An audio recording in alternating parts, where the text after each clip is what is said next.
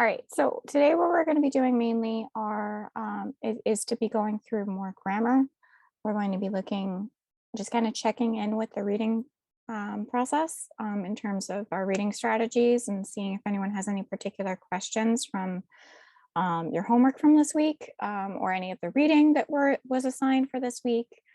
And we'll kind of go from there and we'll move on to looking at some examples from the practice tests. So I hope everyone had a good week and we're going to get started. Okay, so just a reminder that everyone will receive a copy of the video from today as part of the homework that you receive every week so that you can review it. So if you miss any time, remember, you will always have the option to be able to go back and see anything you missed. I do appreciate, though, people letting me know if they're going to be in or out.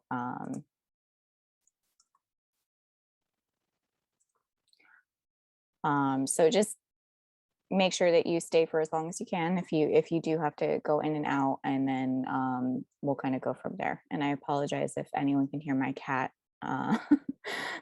She's meowing again, as she tends to do when I'm teaching. So my apologies if you can hear that. I don't think you can, but we'll see. Okay. So, all right. So for today, what I wanted to kind of focus on first was to kind of just recap, first of all, what our homework had been.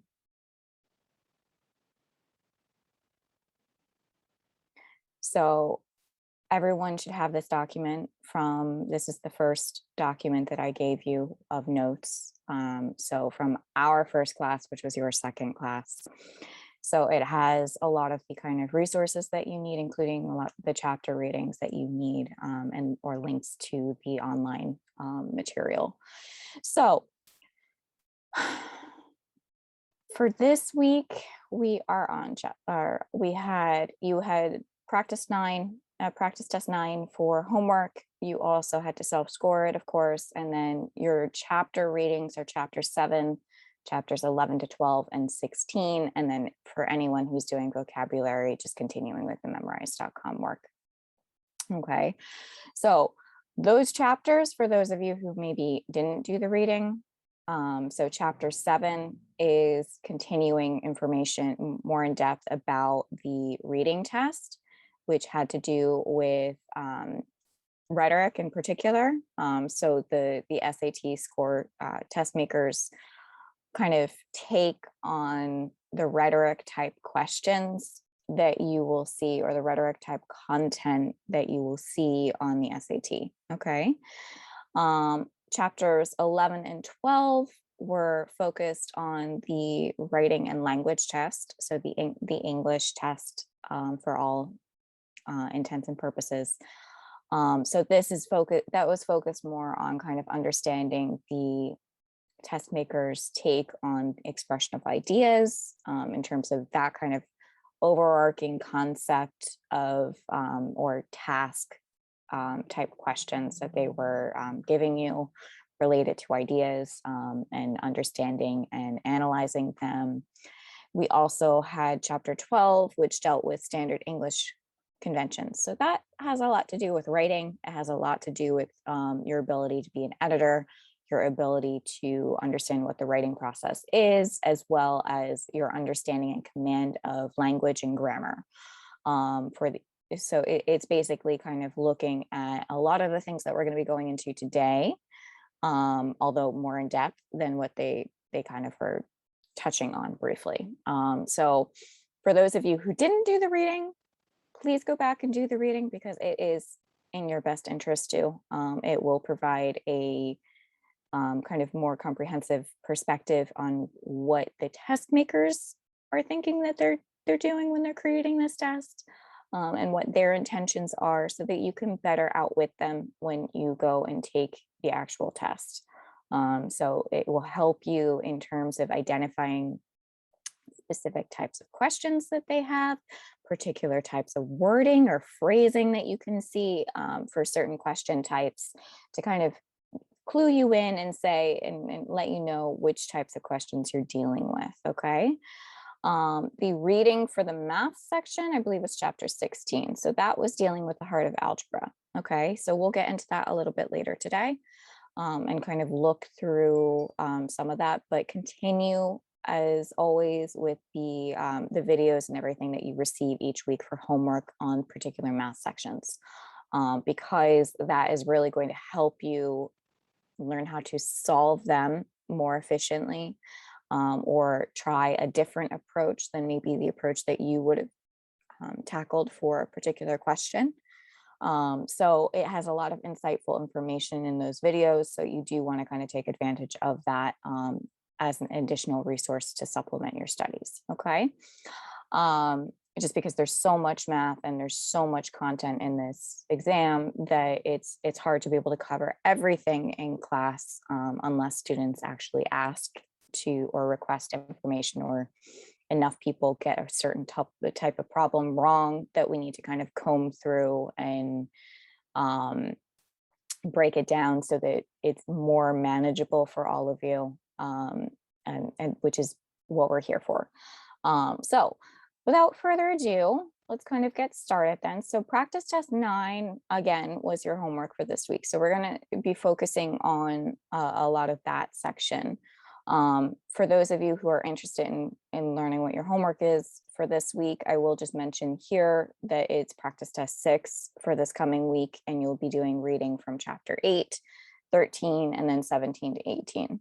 And then anyone who's doing vocabulary will continue with that, but that'll all be sent out as usual through email after the session today. Okay, so just to kind of get us started, I do want to do more focus on the writing and language test because there's a lot of grammar to kind of comb through, and I do want to make sure all of you know how to handle certain types of questions, especially because it's a lot harder to predict the exact kinds of questions you will see on the writing and language test, as opposed to the reading test, which is very predictive in terms of the types of questions that you'll be asked.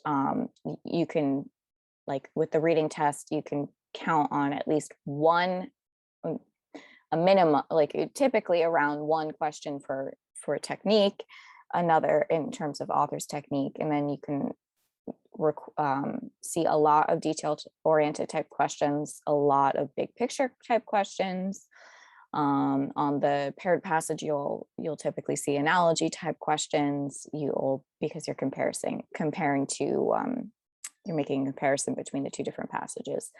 And then you'll see a lot of data response when you have a particular type of infographic. So it's a lot easier to code and identify specific types of questions for the reading test than it is to do so on the writing and language test. And actually with the writing and language test, there is a lot of crossover between the reading test type of questions and the writing and language test specific type questions.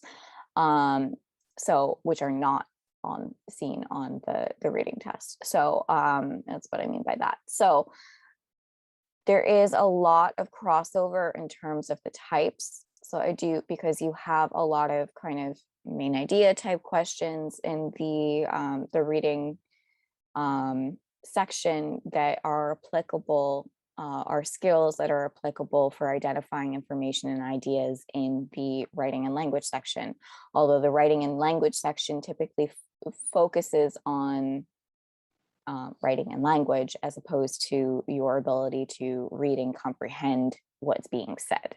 Although it does have a lot to do with understanding if something is grammatically correct or not, and whether or not the ideas flow, are organized well, how they kind of fit together. So there's a lot of different kind of moving pieces with the writing and language test.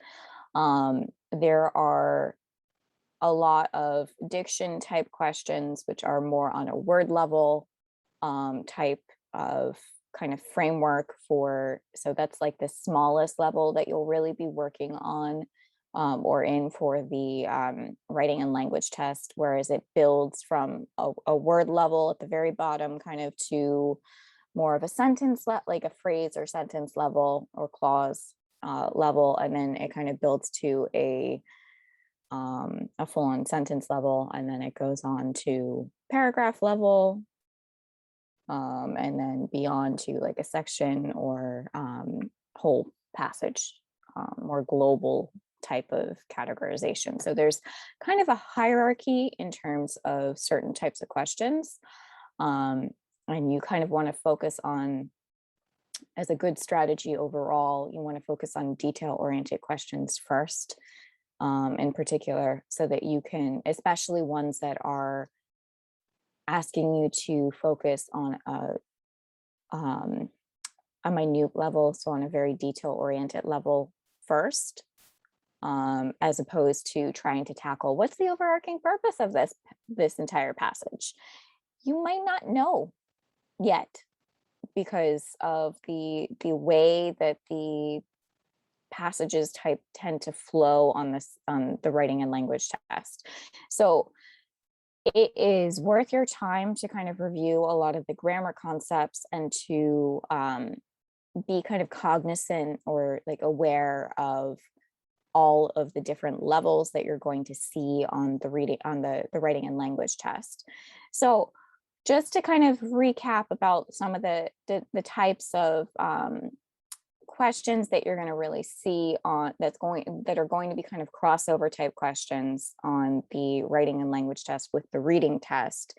You'll see a lot of things that are big picture type questions. So asking about author's point of view, or specific character's point of view, but we really have more informational writing in the writing and language test than we do narrative writing, just because that's a completely different structure in terms of how we organize our thoughts, and it depends entirely on what type of it would depend so much on what type of narrative we're dealing with. And they're really more focused on like your ability to write an essay, to edit an essay, to understand and analyze someone else's essay.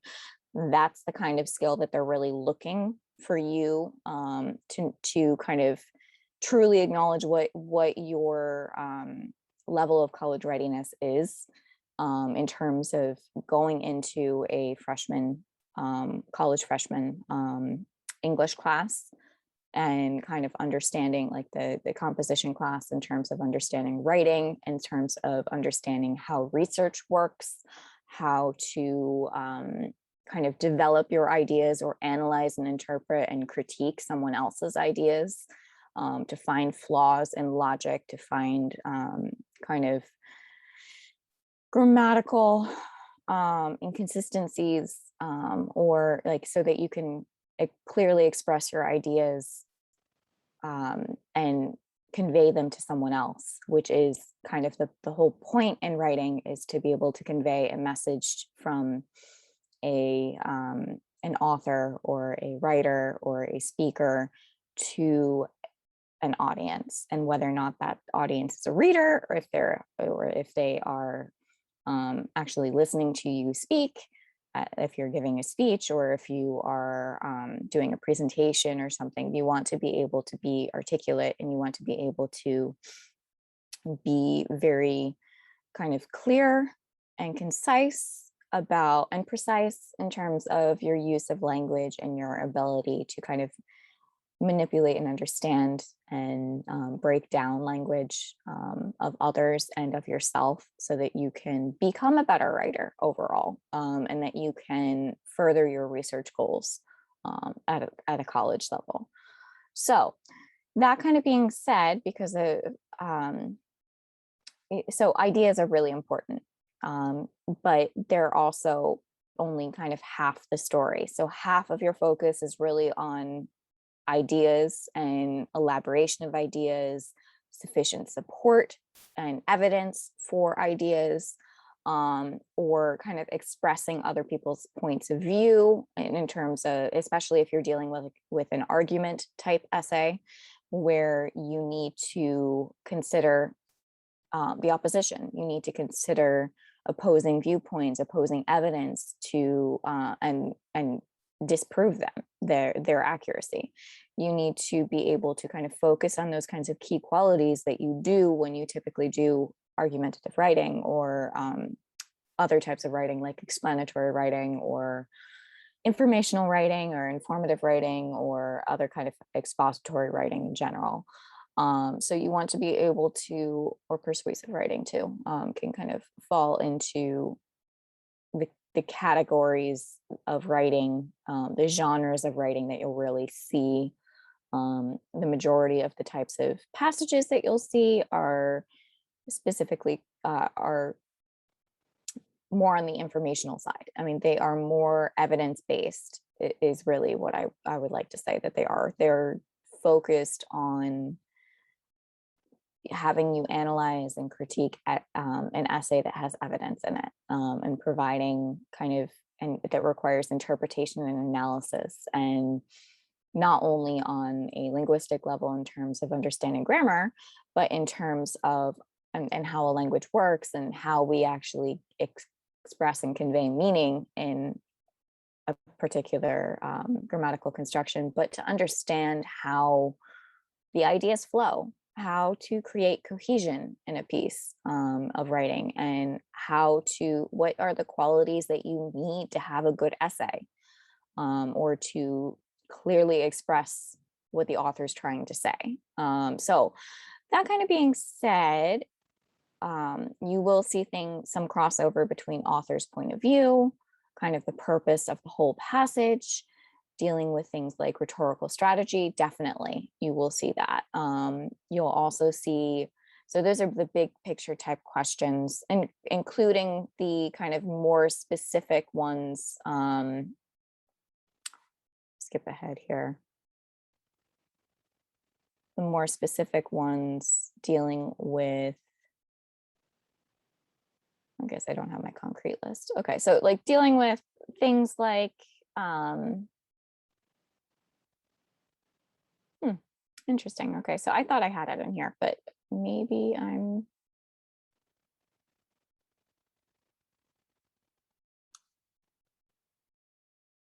weird. Okay. Well, in any case, you've seen it before from our kind of notes. So you have kind of you have inferencing type questions that you have to kind of infer information, but it's not asking you to really focus on that aspect of what you're doing as a reader, as an audience member. It's asking you more to focus on, are these ideas expressed clearly? Are they accurate? Is what the author is trying to say actually proven in the kind of responses or the options given? How can we make this better? Those are really kind of more of the types of questions that you'll type, or reasoning that you'll see. You'll see things like function usage questions all the time. They are constantly a part of a piece of writing. So how something is being used, you'll see also like, how is this sentence? What's the function of this sentence in the overarching context of this paragraph? So can you identify if it's a topic sentence? Can you identify if it's a concluding sentence? Is it a supporting detail? Is it a thesis statement? Is it like, can you identify the specific types of questions? I mean, the specific types of sentences within a paragraph and within an essay, as well as, do you know the difference between the basic categories of sentences, in terms of, do you know what it means to have a declarative sentence, to have an exclamatory sentence, to have a rhetorical sentence, like a rhetorical sentence, or is the topic sentence direct? Is it indirect? Is it rhetorical? Again, in terms of its structure and how it's organized, and being able to identify those kinds of categories as well, for specific questions. Okay, does that all kind of make sense so far to everyone? I mean, it shouldn't be this should not be foreign to you, because you should be familiar with the kinds of questions that you see on this section of the writing and language test. You're also going to see things like vocabulary and context, like I said, so dealing with things like diction, and understanding connotation and denotation, and those types of kind of word classification and word usage type questions specifically. So this kind of falls under a different kind of usage than the function usage type questions that we typically see.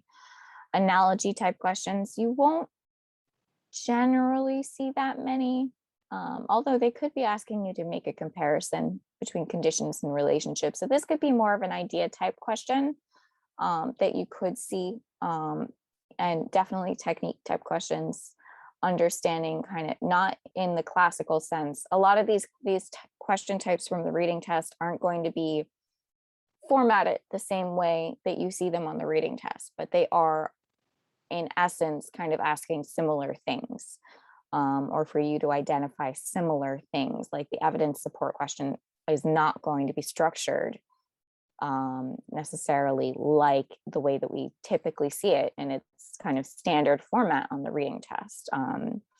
Just like we have those kind of hidden evidence support type questions in the reading test, you're going to also see kind of that unstated evidence support type question compared to like the blatantly stated evidence support type questions that we typically see on the reading test. So data reasoning question. So that's the one, those are the types of questions that evidence support, I mean, the blatant ones that are like clearly saying the evidence from previous passage or the previous question to answer this question to provide the evidence specifically. So where they are actually like giving you everything that you need. So they're basically saying that based on the previous question, how do you answer this one? Where's your evidence? Find your evidence from the text. So you're not going to see something like that necessarily on the writing test, but you're going to see evidence-based questions for sure, that are supporting ideas and expression of ideas and supporting like paragraph structure and things like that. Okay. All right. So data reasoning questions, you'll still see some of those because you're still going to be seeing types of writing that have infographics in them. So they're going to be things that are going to be asking you to analyze and assess the type of infographics that you see. Okay. So those are kind of the crossover type questions that you'll see from the reading test that will appear on the writing and language test. So you could kind of see any of these types of questions from the reading test on, especially like central concept, theme, thesis, those types of questions, or dealing with main idea of paragraphs, main idea of paragraphs. You'll see a lot. You'll see kind of parts of sentences and parts of paragraphs and different things like that. Okay, so that's something kind of to keep in mind.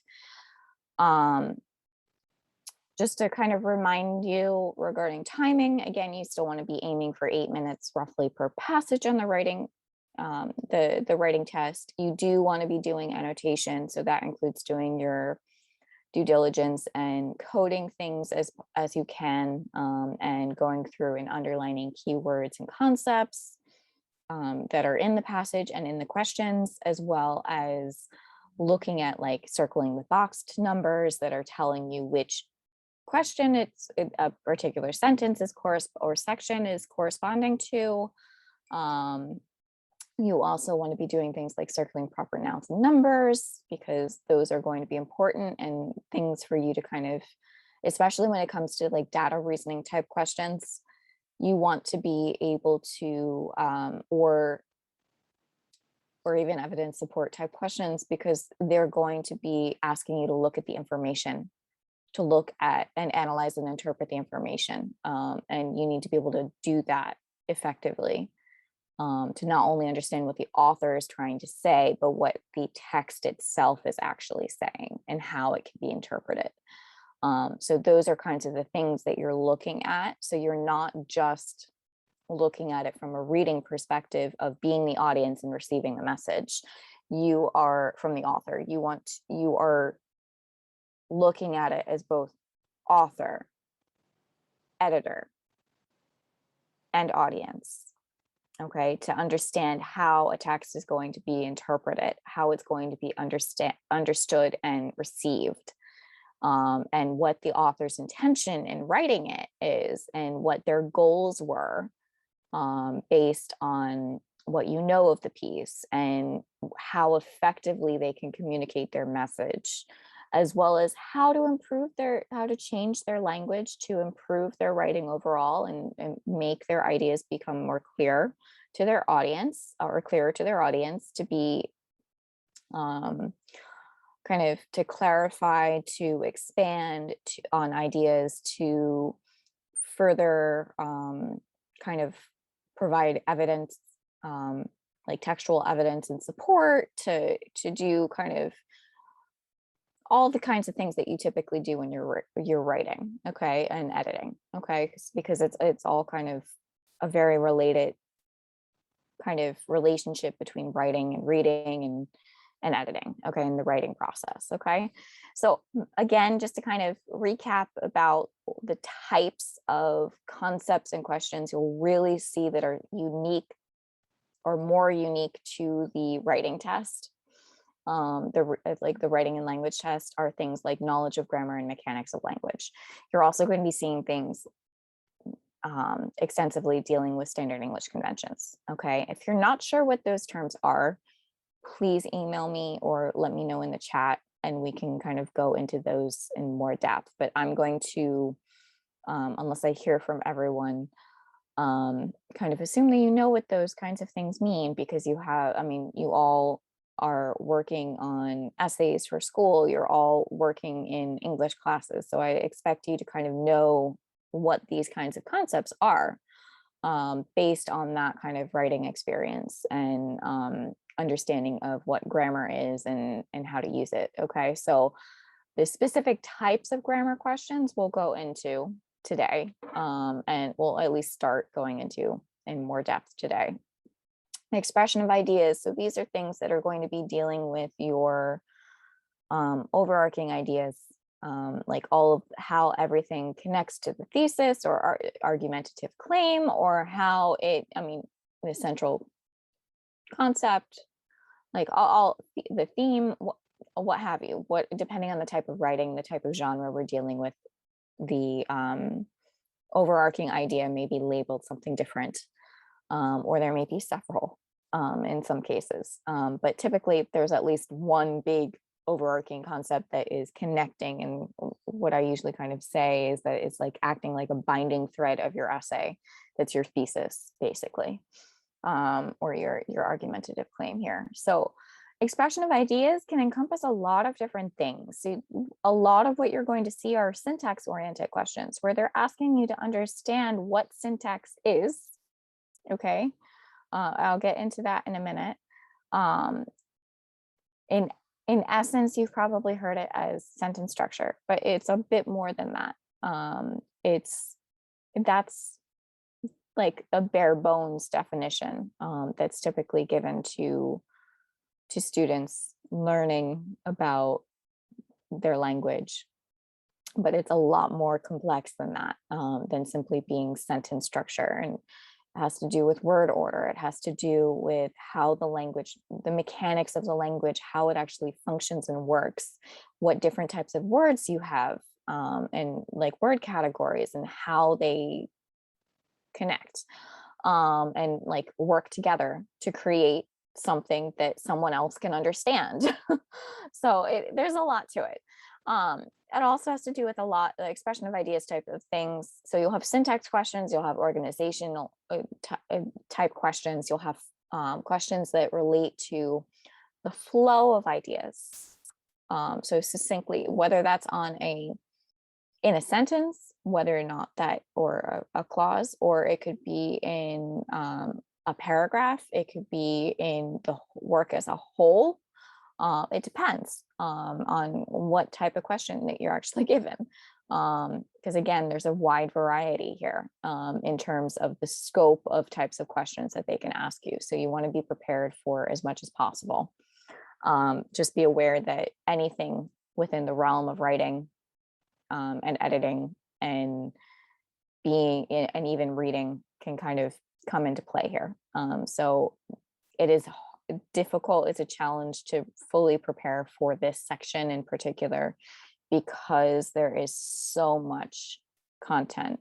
Just like it's hard to fully prepare for all of the different types of reading passages that you'll see in the reading in the reading test. It's and the kinds of writing that you'll see. It's a challenge to it's intentionally a challenge for you. So they do that deliberately so that there is not only diverse ranges of material that they can cover, but also that they are you can't predict it. You can predict that there will be, like with the reading test, we know the number of passages and the specific types of passages that will be seen, like the very, very broad categories of humanities or social sciences or literature. We know, or literary, we know that those are the genres of writing that that we'll see, and that we know that aside from the literary one, most things will be a nonfiction text. But the literary one can be fiction or nonfiction. It depends on what type of writing we're dealing with. So again, just kind of keep a broad framework here. So other things that you would be tested on in addition to flow would be for expression of ideas or evidence and supporting details, strength of argument, rhetorical techniques and strategies. All of those types of things come into play in the writing and language test. Definitely testing your editing skills. Those are how you can rephrase something or reorganize it so that it is more logical or actually expresses the idea the author was going for, and things like that. Okay. Basically, skills that you've been working on since you started writing and learning language, and learning how to argue, like how to form an argument, and to compose evidence for research and things like that. Okay. You're also going to be looking at things like punctuation. So these are more of mechanics and conventions type questions, but these are dealing with specifically, generally, they'll focus on punctuation of those kinds of broad categories of questions. So punctuation tends to be come up frequently. You'll have several punctuation type questions. And sometimes it'll look like it's a punctuation question, but it's not. So you have to pay careful attention to everything, every aspect of the answers that they give you, and in the context of the sentence in which it and section in which it appears, to fully kind of break it down. Dealing with things like redundancy and repetition in writing, being able to identify when something is being repetitive, or when you're being redundant in writing, and why it's important to avoid those unless you're deliberately being repetitive, or you're we're not deliberately usually redundant, but sometimes you can use repetition. Authors use repetition to attain a particular effect for style as a stylistic choice, but that's a choice that they're conscious of. Generally, the kinds of repetition that they're going to be looking at for you are things that you don't want to be repeating. You don't want to be kind of, they're not accurately, it's detracting from the overall work as opposed to contributing to emphasize their ideas.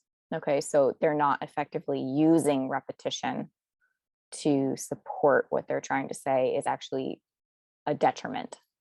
Okay, data interpretation and analysis, again, a lot of that is going to be part of this, because you have to analyze the language and your use of facts to be able to, and information to be able to convey your argument or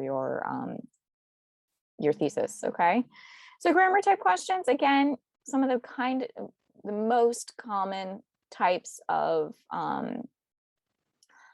grammatical concepts are things like word choice, which is in essence diction, but diction is a bit more involved than simply what word you choose.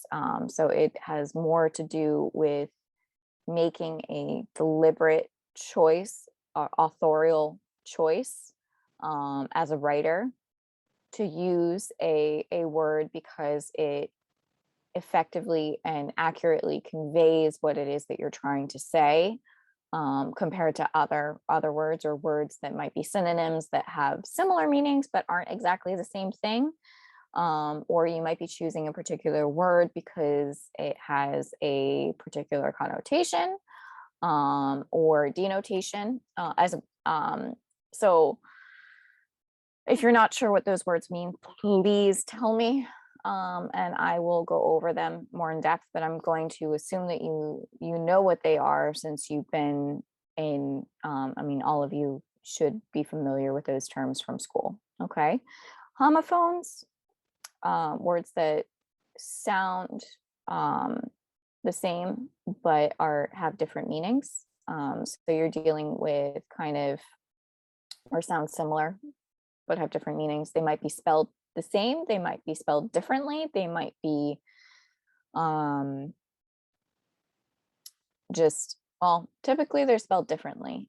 Usually for homophones, it would be homograph if it is spelled the exact same way.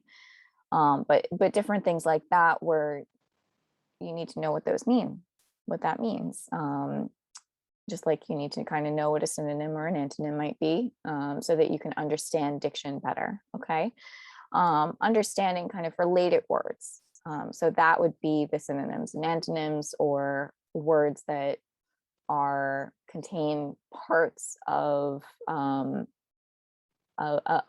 word, or like especially dealing with things like prefixes and suffixes and that type of thing, kind of fall into that broad category, but they won't generally ask you specific questions on like prefixes and that type of thing. So you don't have to know root words necessarily for this class, for this particular exam, but it is helpful in understanding and kind of getting acquainted with diction in general. So concision of language, precision of language, kind of self-explanatory, I think. Idiomatic expressions. So these are things that native speaker, they're phrases and expressions that are used in someone's native language. So in English, in this case, that a native speaker of that language will immediately typically understand, because it's a common kind of expression, like it's a culturally understood expression. So if you are a foreign student who is learning to speak English, you might not be familiar with the idiomatic expressions of that particular language, of English, because your language doesn't have that kind of expression. You might have an equivalent, like a roughly equivalent phrase, but you might not understand immediately what an English idiomatic expression means. You might interpret it literally, or it might not make any sense to you, but native speakers would immediately understand what's being said, because it's something that's kind of evolved as an intrinsic kind of expression within the language, by the speakers of that language. So that is, you'll see things like that, and this will be common things that you're familiar with, as opposed to very kind of obscure idiomatic expressions that there can be. But anyway, we'll get into that in a little bit. Conventional expressions. So understanding, like expressing conventions, dealing with verb tense, subject verb agreement, non-restrictive, non-essential clauses, Restrictive essential clauses, appositive phrases, comma usage, comma splice, semicolon usage, colon usage. So again, this would fall, the comma usage down to colon usage is definitely falling under our punctuation kind of category for questions.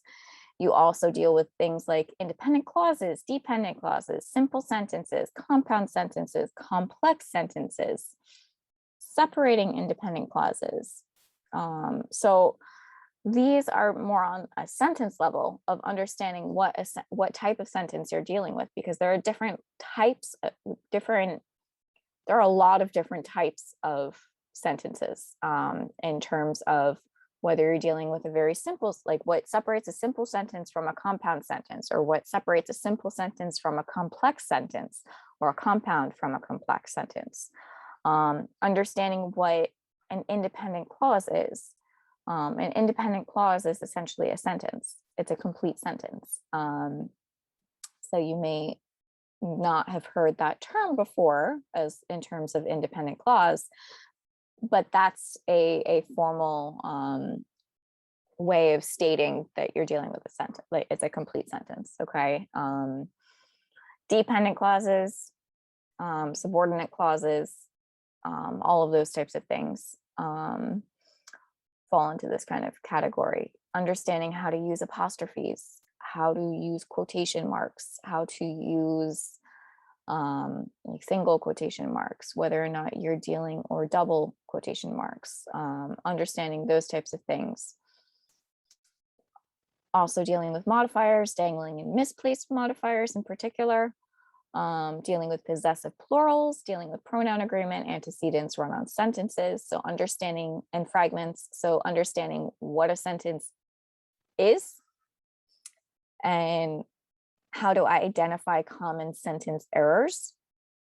So when you have a run-on sentence, you typically have a sentence that is containing more than one independent clause or more than one idea that should be separated into several different sentences, or at least two different sentences, okay?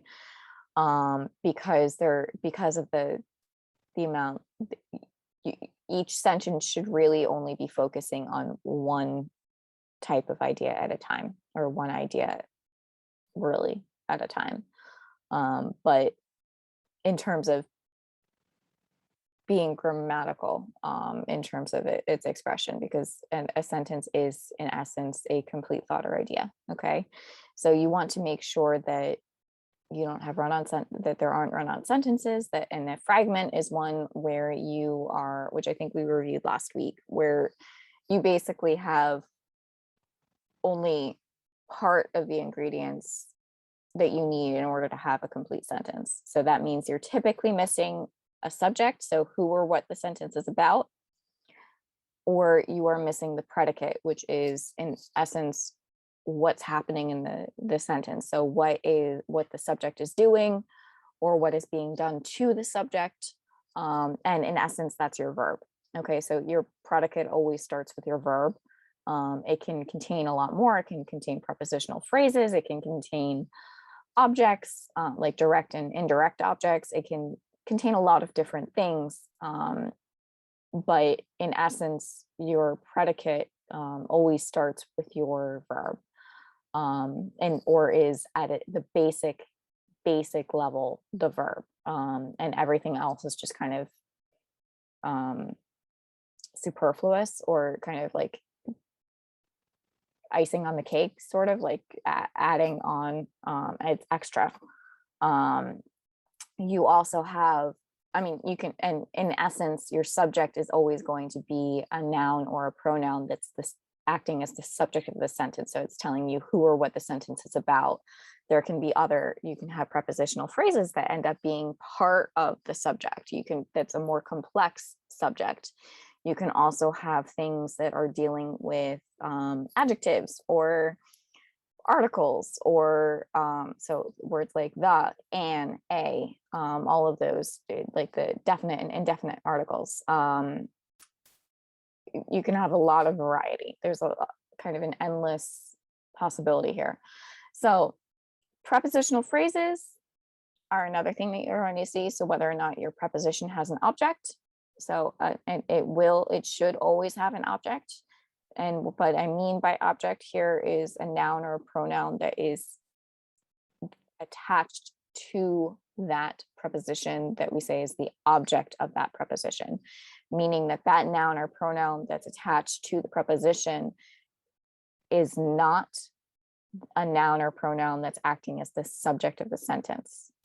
And it's not necessarily, not typically a direct object or indirect object of a verb, okay, because those are different types of objects, okay? Understanding things like subject and predicate sentences, which I was just kind of going over.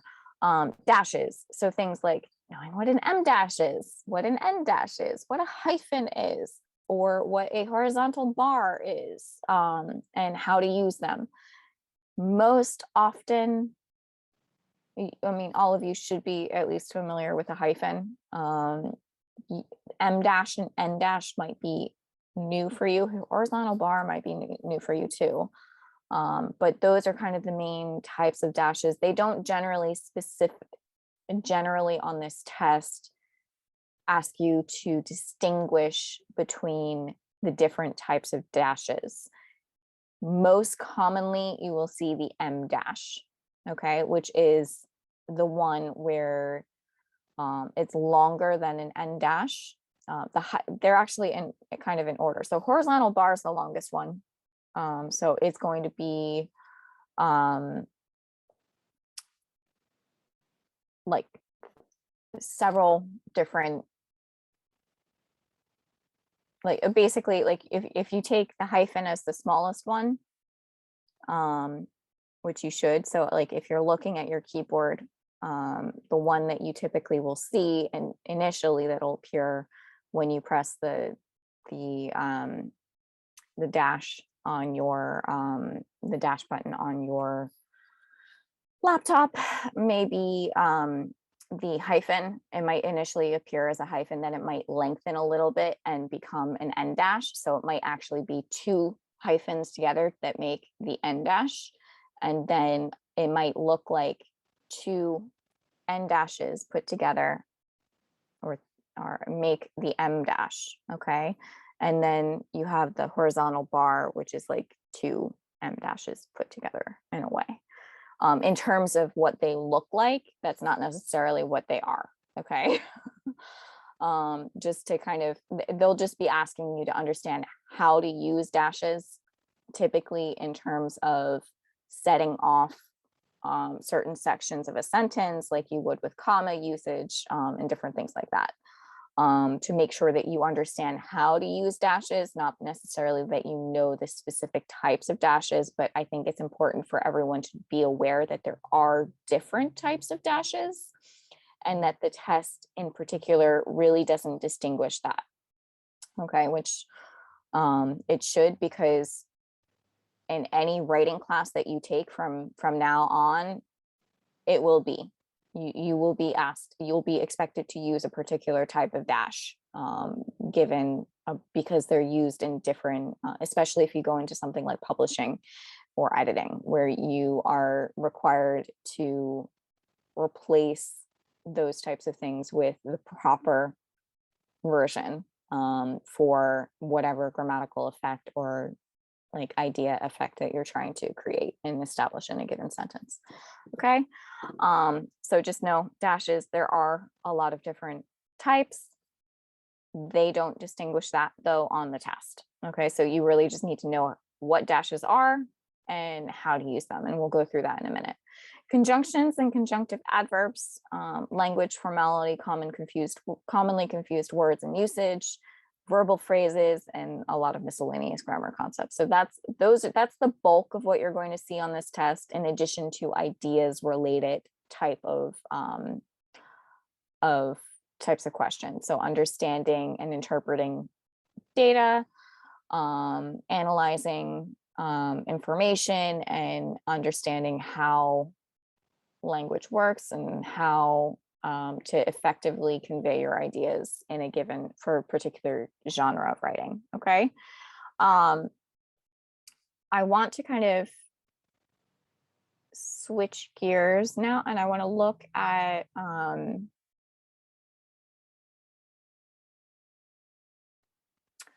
why don't we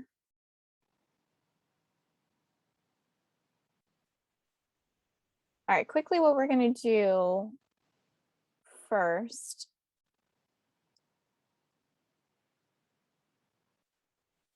is kind of just recap. So everyone should be familiar with the 8 parts of speech. If you're not, we need to go through that.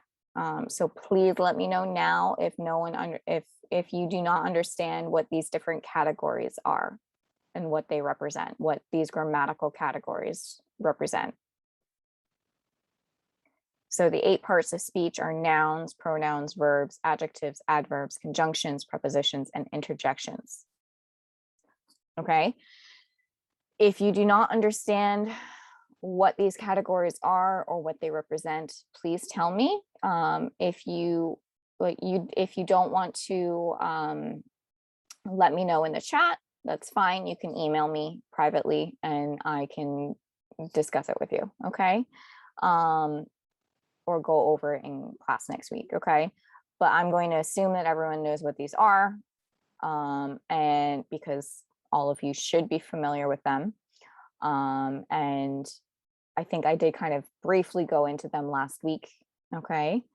But we're going to dive into more complex grammar. Okay. So that we can kind of get through the writing and language test. Okay. So, just to kind of give you an example of a prepositional phrase here, I have a sentence, the tree is above me. Above it is an example of a preposition. The dog runs away from the boy. From is another example of a preposition. Okay. And the first person singular object pronoun me in the tree is above me is the object of the preposition above. You'll note that there are no words between the preposition and the object pronoun here, but in the following example where we have the preposition, we have the article the, which is a specific type of adjective. Okay, it falls into it's technically a determiner, which is a broad category of adjectives in a way, because it's being, I won't get into the nitty gritty of grammar for this particular concept, but just know that this is a particular type of article, and that the article here is basically being attached to that noun, which is boy, which is the boy, that word is the object of the preposition. Okay. The is just kind of attached to that noun. So it gets it's kind of included in that, but only the word boy is the object. Okay. Does that make sense? Yeah. Okay. So as I kind of go in here, I believe I've shared this with everyone last week. So this shouldn't be new to you. You should have all kind of looked through the notes, but the underlined word is the preposition. The objective pronoun in this example is the object of the preposition, just like I just said. Okay, so it does say that in here for you if you forget, but I think everyone can kind of understand that. A preposition basically connects nouns or pronouns to other parts of a sentence. Okay, so sometimes prepositional phrases include things like modifiers, like adjectives, or other determiners, like definite or indefinite articles, such as the, or a, or an. Okay, so these are 2 different types of articles. So the, an a or an are definite or indefinite articles. Okay, so in addition to the noun or pronoun, they can be, you can have just the object, or you can have other words in between. Okay, and typically they're going to be words that are modifying the noun or pronoun. Okay, so an example of interjections, just because this particular category is a little bit confusing, you could say, oh, or well. These are both examples of interjection. So they're utterances that we say that don't necessarily fall into one of these other categories. Okay. Is another example, like when you're kind of buying time. They're things we tend to say in speech as opposed to, or like even in thought sometimes. But usually that's what they kind of are. They're kind of being interjected to buy us time or to express something to our audience or to, depending on the context. Okay, so it can vary, but these are just some examples. You don't generally hear that particular word classification in school. Okay, so just to kind of recap, a sentence is a complete thought or idea, which equals basically you need a subject and you need a predicate. Basically, this is the equation that you need, the formula you need in order to have a complete sentence or a complete thought or idea is to have a subject and have a predicate. And in essence, in simplest terms, for the subject, you need a noun or a pronoun acting as the subject of the sentence. So telling you who or what the sentence is about. I'm sorry, I think I'm getting the hiccups. That's not helpful. But the predicate is essentially your verb. Okay, so it's telling you what's happening in the sentence. So what the subject is doing or what is being done to the subject. Okay, depending on what type of sentence and verb you're dealing with. Does that all make sense? If not, please let me know. But I'm going to move on now. Okay, so fragments, again, we just kind of reviewed this and we reviewed it last week.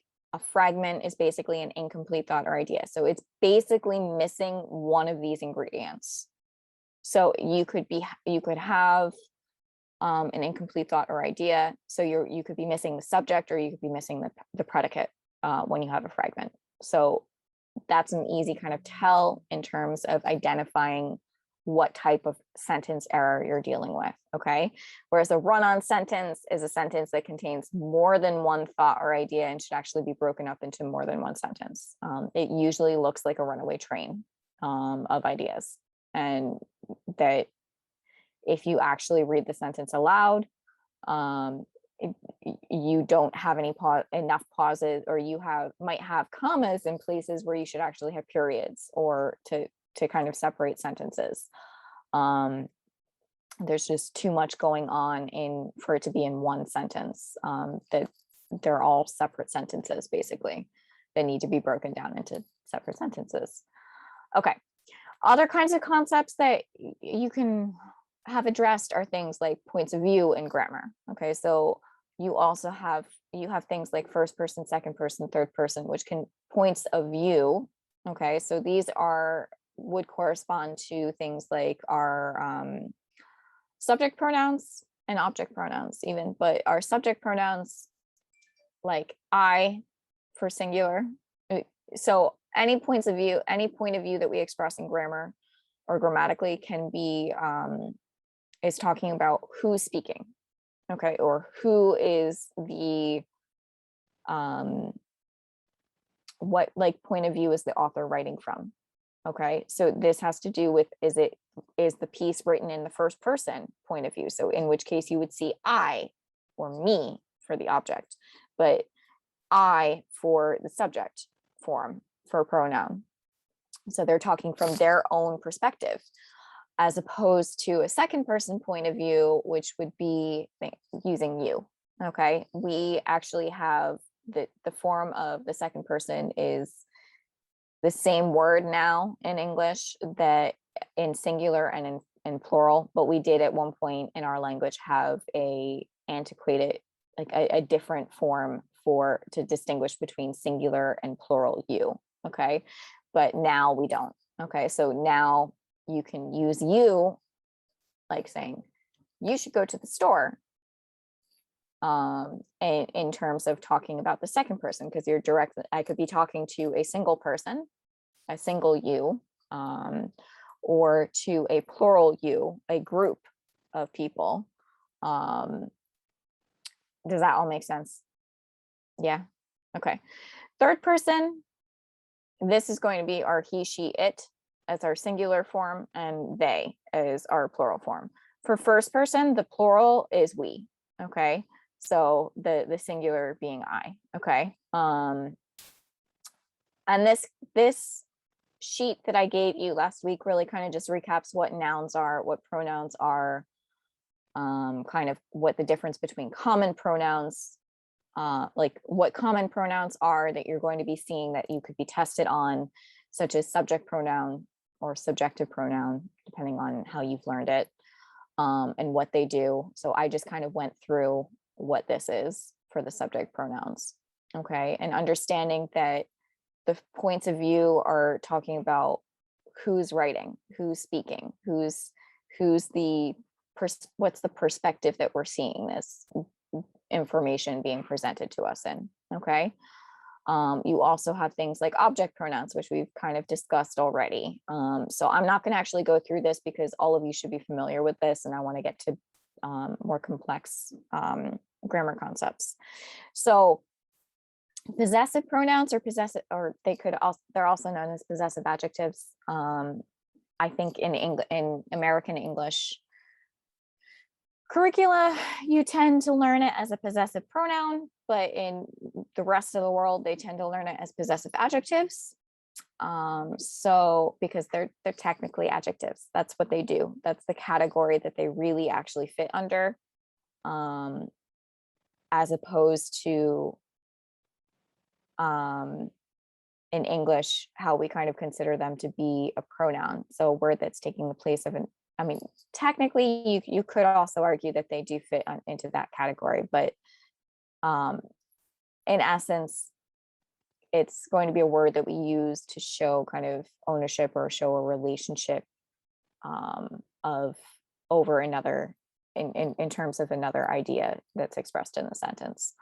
Adjectives, pretty straightforward. Articles, I did kind of describe them for you. So the definite article is the, indefinite is a or an, and kind of what those mean is basically that a or an, the indefinite article, is talking about a much broader category.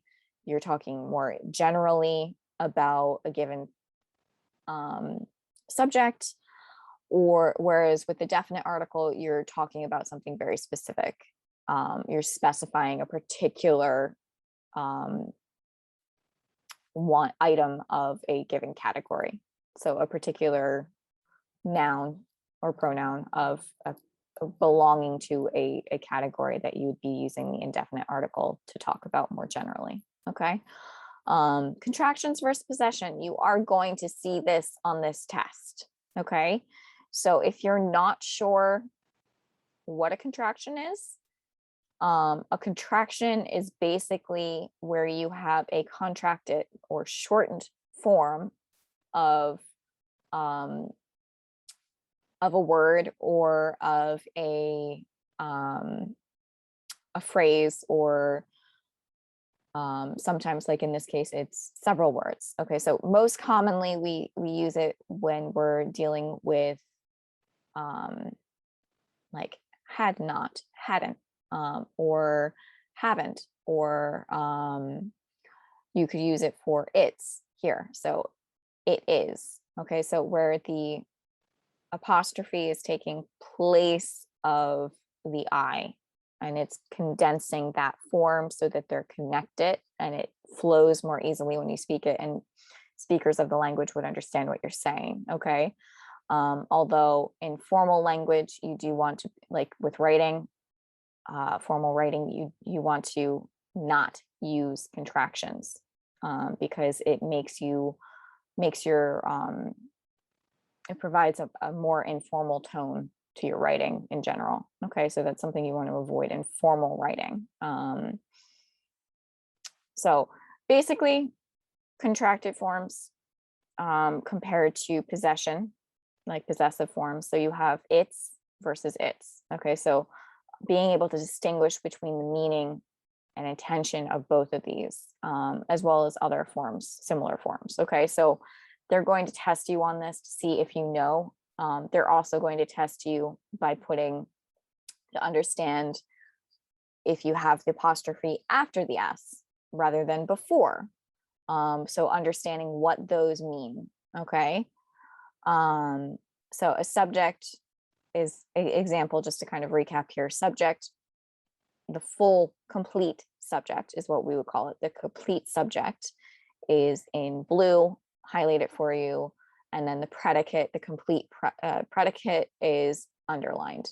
Okay, so you can have it as minimal as just the verb for the predicate, or as just one word, like she for the complete subject, or you can have more complex forms, like you see in the second example and in the subject of the first. Okay, all right.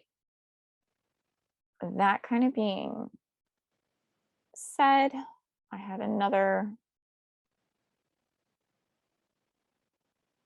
Before we delve into breaking through a lot of the key grammar concepts here, I did share this with everyone last week as well, so I'm not going to go through that portion, but what you essentially need to really know for the SAT. So everyone should be having their notebooks out and be taking notes. I would hope that you'd be taking notes throughout the whole, each class, but if you don't have that ready, I would definitely bring it out now. Okay, so this is key information that you need to succeed on the writing and language test. Okay, so you need to understand word order and classification. So again, that encompasses the categories that we use for different types of words and their grammatical function and purpose. Okay, and usage.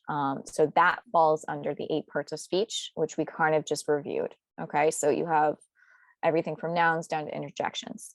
So those are one type of that has to do with word order and classification. But you also have subject, verb, object, word order, which is more of a syntax type of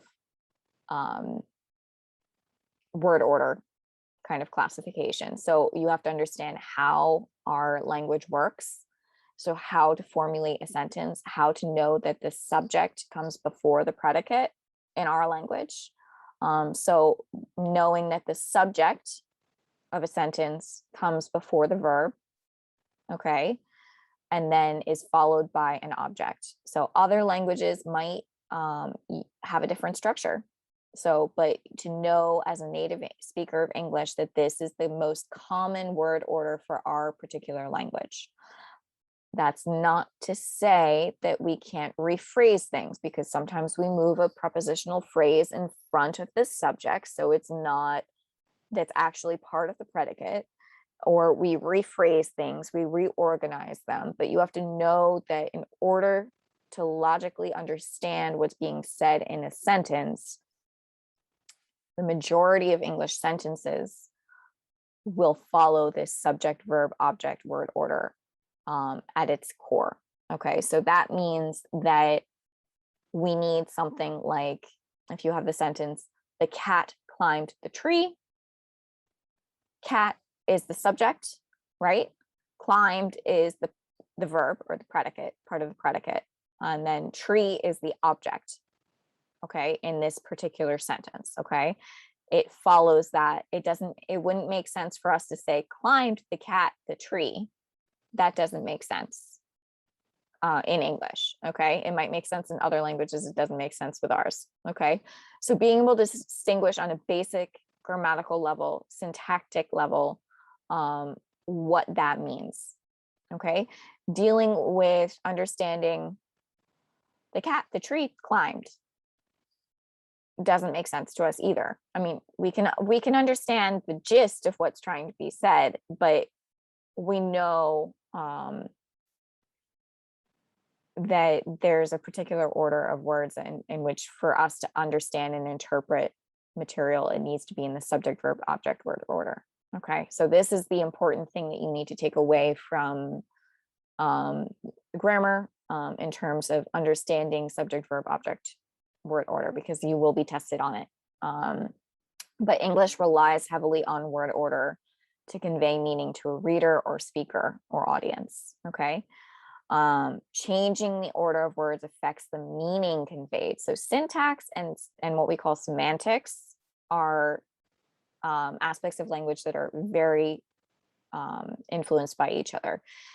What you really just need to know is that in essence, syntax is dealing with the structure of a language, the organization of the language, the word order, of a language, how it kind of every little piece fits together to function, to create a sentence, to create a complete thought or idea.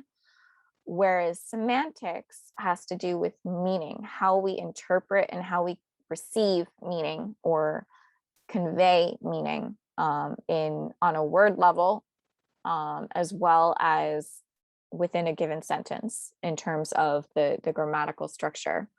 So they're kind of very, very much connected. I gave you a good example here where the cat climbed the tree.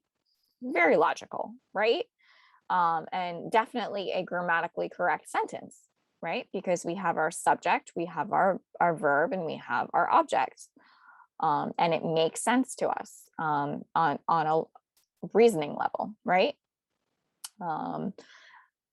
Versus the sentence, the tree climbed the cat. Based on our understanding of logic and the world, the rational world that we live in, that doesn't make sense unless we're in maybe, I think I said this last week, but like in a Harry Potter world or something where trees are alive and can attack people, or a horror flick because we're in October for Halloween coming up. But like a tree climbed the cat, no, it has to be, logically speaking, it has to be the other way around, okay, in our language. So the object can't come before the verb and the subject. So even if we said the tree the cat climbed,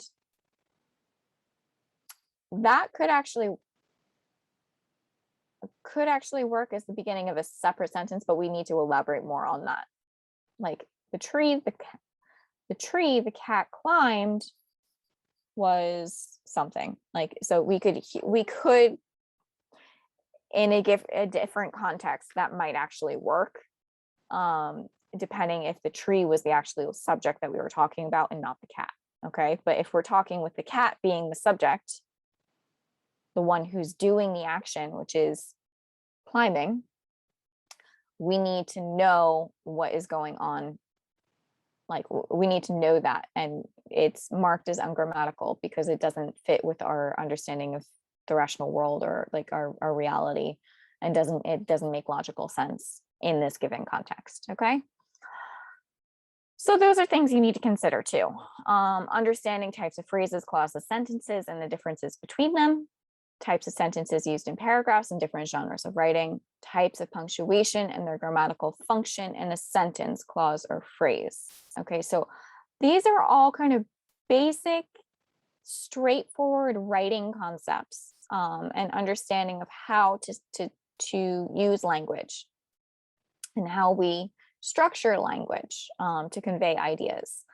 Specifically, you're really going to be working with essays, really, and understanding in how essay writing, what the formatting for essay writing is typically, like for articles, which are essentially essays in most cases, unless you're writing for like a newspaper article or something. They're not typically essays, but they're a different type of article.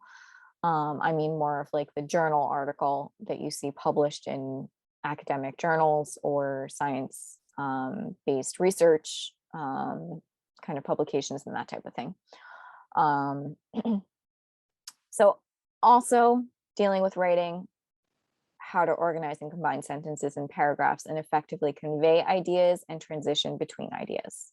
Okay, so again, basic writing and editing concepts, dealing with how to compose various written works to convey a particular message and achieve specific purposes using effective writing techniques, understanding like the relationship kind of between message and purpose and audience, like being able to convey and between the author and the audience, just understanding all of those kinds of rhetorical relationships and things like that. Okay. So dealing with how to develop, explain, elaborate, and support ideas in writing. I've kind of covered that today.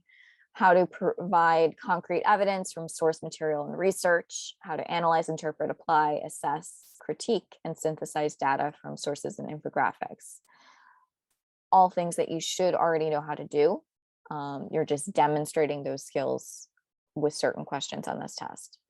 How to revise and edit writing and improve communication and expression of ideas. So again, this is looking at you as from a writer's perspective, understanding what the author's intentions were, what their goals were, what they were trying to achieve, and what techniques they used, and understanding and interpreting those techniques, and knowing as an editor how to improve those and create a more effective communication of ideas, and understanding how we go about doing revision, how we go about doing the editing process as part of the drafting process for writing. Okay.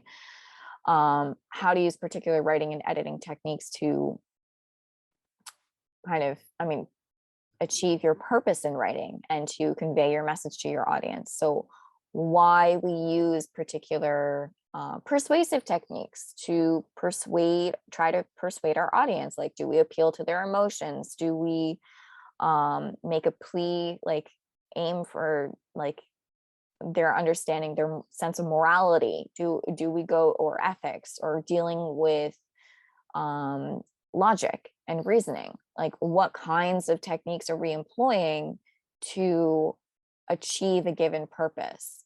What tone are we using? Even like that can fall under that. Like, why are we using a sad tone when we're trying to convey something happy? Like, why, like things like that. Maybe not in that kind of ridiculous example, but it gives you an idea of the types of things that you're expected to be able to identify. And then also why it's important for you to be conveying a message to your audience, and what that is, because it's part of the integral writing process, and understanding the relationship between the audience and the author, and the message and text. So the relationship between text, author, and audience, and how we kind of can go about conveying our ideas, like why it works in some instances and why it doesn't. Like, how do we identify weaknesses and strengths in our writing? Okay. And how could we maybe change something so that we can more effectively convey our purpose or achieve our purpose, or convey the message specifically that we're trying to share, and have our audience agree with us, or disagree, or depending on what we're doing. Okay. Understanding kind of being able to identify and use types of figurative language, rhetorical strategies and techniques, literary and subject or genre specific terms and techniques in writing and speech. That's a whole lot of stuff, really, like all of this already. And we're not even really at the full grammar concepts. So there's a lot on the writing and language test, and it's a shorter test than, in terms of time, than you have for the reading test. So this is asking you to make a lot of very quick judgments, very quick analyses of the text that you're faced with. Okay. And understanding and being able to retain information from earlier on in your reading of the text, and then being able to understand that, no, this idea doesn't really fit with what was going before, or maybe this sentence actually belongs in the very first section, or maybe it needs an entirely different paragraph because it doesn't make sense in this context, or we just need to get rid of it entirely, or maybe we need to add information. Like, being able to make those kinds of judgment calls in terms of writing. Okay. So key kind of concepts here, again, we did kind of go through what syntax is, but it's essentially the arrangement, grammatical structure, and organization of words and phrases to create well-formed sentences in a language. Okay. It's very closely related to semantics in terms of our understanding and interpretation of meaning. So being able to understand and receive messages because we understand and can interpret based on the meaning of the words and different components of the sentence that contribute to meaning. Okay. So that we can understand what's being said, or understand what it is that we're trying to say to the audience and kind of understand that relationship. Okay. Subject, verb, object order for sentences. Again, I did just kind of go through this.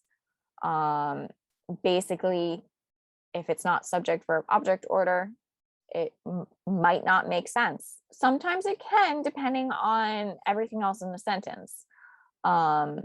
But, or how we can, because we have such a diverse range of sentence patterns that we can use. We have almost infinite different combinations in our language because of how it functions and to create variety. And we want sentence variety in our like variety in our sentence structure in our essays. So being able to do that while still retaining that basic subject, verb, object, word order so that our audience can understand what is being said. So playing around with language and manipulating it so that you can still convey the message that you're trying to achieve while keeping it grammatically understandable to another English speaker. Okay. And so that's the kind of thing that they're going to be looking for you to know. Grammar concepts, I'm not going to go into these because I already reviewed them with you. But if you are, for anyone not sure what I meant by subject and predicate or sentences or complete predicate or simple subject, simple predicate, etc., this is a good place to kind of look through, or understanding really kind of what determiners are, indefinite articles, adjectives, all of these kinds of good things, subject, predicate. Anyway, okay, so types of sentences, and we're going to dive into some grammar review in the SAT, ACT grammar text in just a minute, and then we're going to take a little break in a little bit, and then we'll kind of switch gears and do some practice test work. But types of sentences here, we have the basic types of sentences are declarative, imperative, interrogative, and exclamatory. Declarative are basically statements. So they tend to state facts generally. So they're the ones that will end in a period. Okay, so we use them most often. You have imperative sentences, which can be a command or a request. These can end in a period or an exclamation point, depending on what it is we're trying to say and like the emotion behind it. Whether or not like you're saying stop, or saying because somebody was trying to cross the street and there was a car coming, you might use an exclamation point then, because you're saying like there's an urgency, there's a command immediately that needs to be followed. But you could easily just say stop with a period instead of an exclamation point. So it just has to do with emphasis and the kind of emotional undercurrents that are going on in that type of situation. So imperative are commands or requests.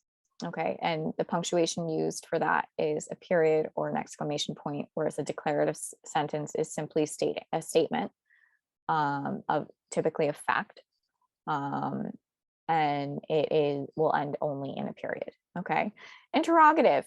So that's asking questions. Interrogative question is where we use a question mark. So anytime you ask a question, you're using an interrogative sentence. Okay. Exclamatory, those are ones that will end only in an exclamation point. Okay. An exclamatory sentence is used to exclaim something, basically. We use it for emphasis. We use it for a number of different things, but that's in essence what they are. So it's important to know the different types of punctuation that are used with these different sentences, and to know what it is specifically that, so that you know what these basic sentences are, types of sentences. So these are very broad categories because we tend to use all of them all the time. So it just depends. But we can kind of break that down even further, like break this type of thing down into the types of sentences we use in paragraphs, in paragraph writing, or in writing an essay for for specific forms of texts, okay, that we're using. Okay, so like for types of sentences and paragraphs, we know that there are additional types of sentences, such as topic sentences, and we have different types of topic sentences, such as direct, indirect, and rhetorical. Okay, and they each serve a different function. So I'm not going to get into that because I'm going to assume that all of you know this based on your English curriculum. Okay, evidence and supporting details are another type of sentence. So they in paragraph writing. Okay, so this has to do with providing substantial evidence to support your claims, basically. Providing factual information and analysis and different things like that.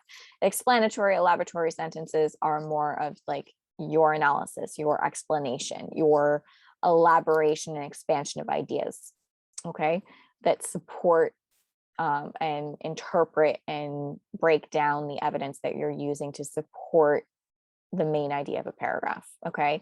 Understanding things like transitional sentences. What are they? We also have transitional phrases, but when we're using paragraph writing, we have also transitional sentences that are helping to transition from one idea to another within a paragraph, okay, that are contributing to the main idea of that paragraph, okay?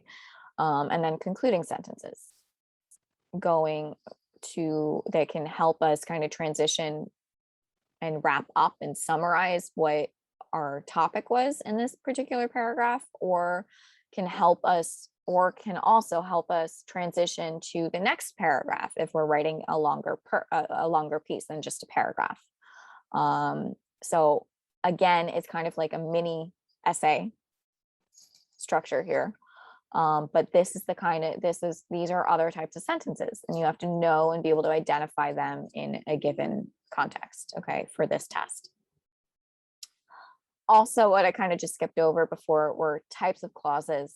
So these are things like knowing what an independent clause is, which is a complete sentence, okay? A sentence that has a subject and a predicate that can stand alone by itself, okay? A dependent or subordinate clause is a clause that cannot stand by itself.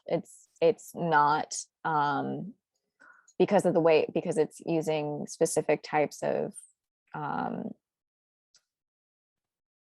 like reflexive pronouns or different things like that are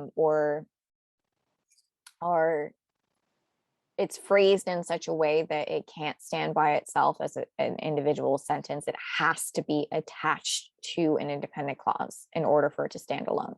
I mean, it can't stand alone. It has to be attached to a complete sentence in order for it to be used, okay? Parenthetical clauses. So these are things that are kind of being offset by commas, or that are being inserted into a complete sentence to add additional information or to provide clarification and things like that, that type of thing. So all of those are important things too, but these are the only one that is at a sentence level is the independent clause. Okay, the dependent and parenthetical clause are smaller components within a sentence. So they're the next bit of like grouping in a sentence that is on a clause level. It's on a smaller a lower level than like a phrase level, which could be like a prepositional phrase or a noun phrase or a verb phrase level. Okay. Those types of things. Combining sentences, knowing how to combine sentences, like whether you're using fanboys, so for and nor, but and or so, yet anyway, but those are all of them. Fanboys, so you have for and nor, but, or, yet, so. Okay, so those are all conjunctions. Sorry, it's still in the morning on a Saturday, and I don't use that acronym because I know them all. Anyway, but knowing that what those are and how you can use conjunctions to connect different words together, or different nouns together, different parts of your subject together, different parts of your verb, like your predicate together, like multiple verbs and that type of thing, or a different adjective, like a series of adjectives and things like that. You can use them for many different things to connect different words to different parts of a sentence. That includes combining sentences. So conjunctions can be used, like fanboys can be used, the acronym fanboys. So all of those are examples of conjunctions, and they can be used as connecting words to connect more than one sentence together to create a compound sentence, where you have two sentences typically that form the compound sentence. Okay, a more like a complex sentence will tend to involve things like subordinate clauses and that type of thing, or restrictive or non-essential clauses, things like that. They can be more. They're a different type of sentence than simply the simple type of sentences that we typically see. Okay. Understanding also essay or argument structure. So understanding paragraphs and key sentences that you need to understand, that you need in an essay, okay, or in an argument. So understanding that you need to have an introduction, that you need to have a conclusion, understanding body paragraphs and what they do. Thesis statements, argumentative claims, analytical claims, all of those types of things that go into and contribute to writing for an essay or a professional article or something like that. Okay, so those are other things that you're going to be tested on. But generally speaking, like I said earlier today and a bit last week, you will be asked on different levels of questions. Okay, so this goes from these are kind of categories for writing and language questions. So you have detail level questions where you go from the smallest level of the word level to a phrase level to a clause level to a sentence level. Okay, so I've kind of broken it down for you in terms of smallest to largest. So your detail level will always be like at the most will be a sentence level. Okay, so you're dealing with, I mean, you do have ideas that are being details, but it's going to be functioning on a sentence level, that you're going to be looking at a particular sentence that has a detail in it that you're looking for, in terms of content about the actual subject matter that is dealing with that the essay is written about, okay, or the passage is written about, okay. But generally speaking, detail oriented questions on the writing and language test are going to focus on at the smallest amount, a word level. So that could be things like diction type questions. It can be understanding whether or not a word is being used precisely, if it's the best choice, that type of thing. Understanding on a phrase level, so looking at things like prepositional phrases again, or noun phrases and things like that, like looking at how different parts of a sentence kind of fit together and how they're functioning within a given context. So a phrase level being just a little bit larger than like several different words being put together that each have a different category or fit together for a particular grammatical purpose. like with a prepositional phrase, how you have the preposition, and then you have, at minimum, you would have a noun or a pronoun that's acting as the object of that preposition. But you could also have things like indefinite or definite articles that are inserted between the preposition and the object of that preposition. So you could have things like that. So you could look at a phrase level after a word level, and then you have a clause level where you're dealing with dependent clauses, independent clauses, subordinate clauses, understanding that, understanding whether or not you're dealing with essential, like restrictive clauses, or non-essential or essential clauses, and non-restrictive clauses, and things like that. Okay, so you're dealing with different categories of clause that are going to be larger components of than phrases, because it might contain a prepositional phrase, or it might contain a verb phrase, or it might contain different aspects that are being kind of categorized as part of a greater grammatical function. You also have sentence level type questions where you're asked to look at the sentence as a whole. At minimum, on the writing and language test, you will be looking at a sentence in isolation. Typically, you're going to be needing to read a little bit above the sentence and a little bit below. And I advise that to everyone for approaching the writing and language test, because you need to understand whether or not that sentence makes sense on an idea level, within the broader sense of the paragraph that it's in, or in the broader sense of the whole section that it's in, or the entire work. Okay, to know, does this make sense in this broader context, or does it make sense in this particular paragraph, or are the ideas, does it flow logically from the previous sentence to this one, or do I need a transitional phrase or word before my sentence to start, to be able to contrast with what's being said previously, or to introduce additional information. Things like that are the kinds of things you'll be looking at too.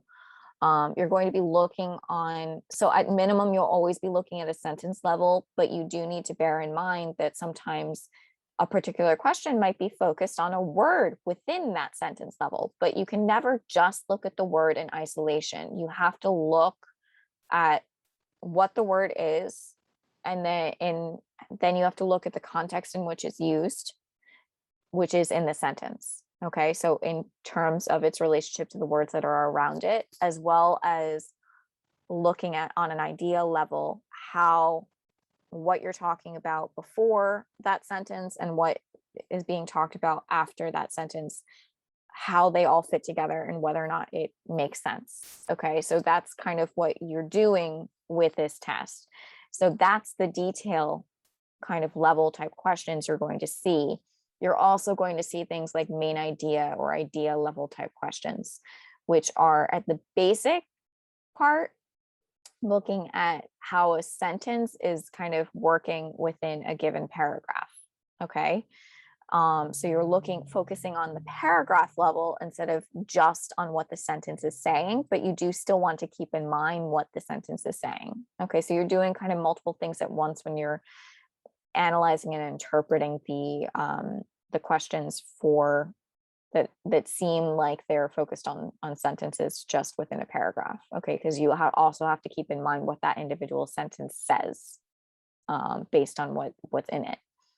So on a paragraph level, a main idea or idea level, you're focused more on things like the structure, between of whether or not the placement of an organization. So you're dealing with things like paragraph structure, function, and organization of just of the paragraph, but also of the sentence within that paragraph, to understand if that makes sense. Okay. And the function of a particular sentence within a given paragraph, and the whether or not the ideas that are being conveyed are flowing logically from one to the next, if there's logic and reasoning, to the author's thoughts, or if it doesn't make sense, if you're not able to follow their train of thought, being able to identify that, being able to understand how things flow smoothly from one thing to another, why that's important, and how that kind of interplays with everything else in the work as a whole. Also being able to identify on a basic level things like varied sentence structure. Do they have a paragraph that's filled with the same exact type of sentence structure? Like, is it structured, formulated the exact same way? Which is what students tend to learn when they're first learning how to write. But you want to make sure that you don't do that. You want to vary your sentence structure because your audience will get bored and not be able to focus on what you're saying, because we need variety. Okay. We need to be able to have kind of a diverse sentence structure to help us understand what's being said and help us stay engaged with the material that we're reading. Okay, so you need to think about that too, as an author, as an editor, and as a audience member. Okay, understanding transitions between ideas, that's also on a paragraph level. So these are kind of focused on paragraph, like understanding on a paragraph level what's going on in the sentence, or what's going on within the paragraph, for those types of questions. It also relates, do all of the sentences relate back to the main idea of this paragraph? Does it make sense in the broader context of the whole work as a whole? More kind of global level questions will focus on things like central concepts, thesis, claim, motifs, themes, all of those types of things. Argumentative analytical claims, all of that. Dealing with things like context, like the broader context, understanding like the scope of the material at hand, understanding of in terms of subject matter, in terms of ideas being expressed, trains of like schools of thought and things like that, that you're looking at things from a broader context, or looking at the work as a whole. So global level has to do with looking at the work really as a whole or beyond that. So looking past what's literally being said in the work, to the author's intentions, to the author's background, to the author's kind of intended audience, whether or not their intended audience is reached, and what messages are being conveyed by what they've said, whether or not it was actually their intended message or not, those types of things.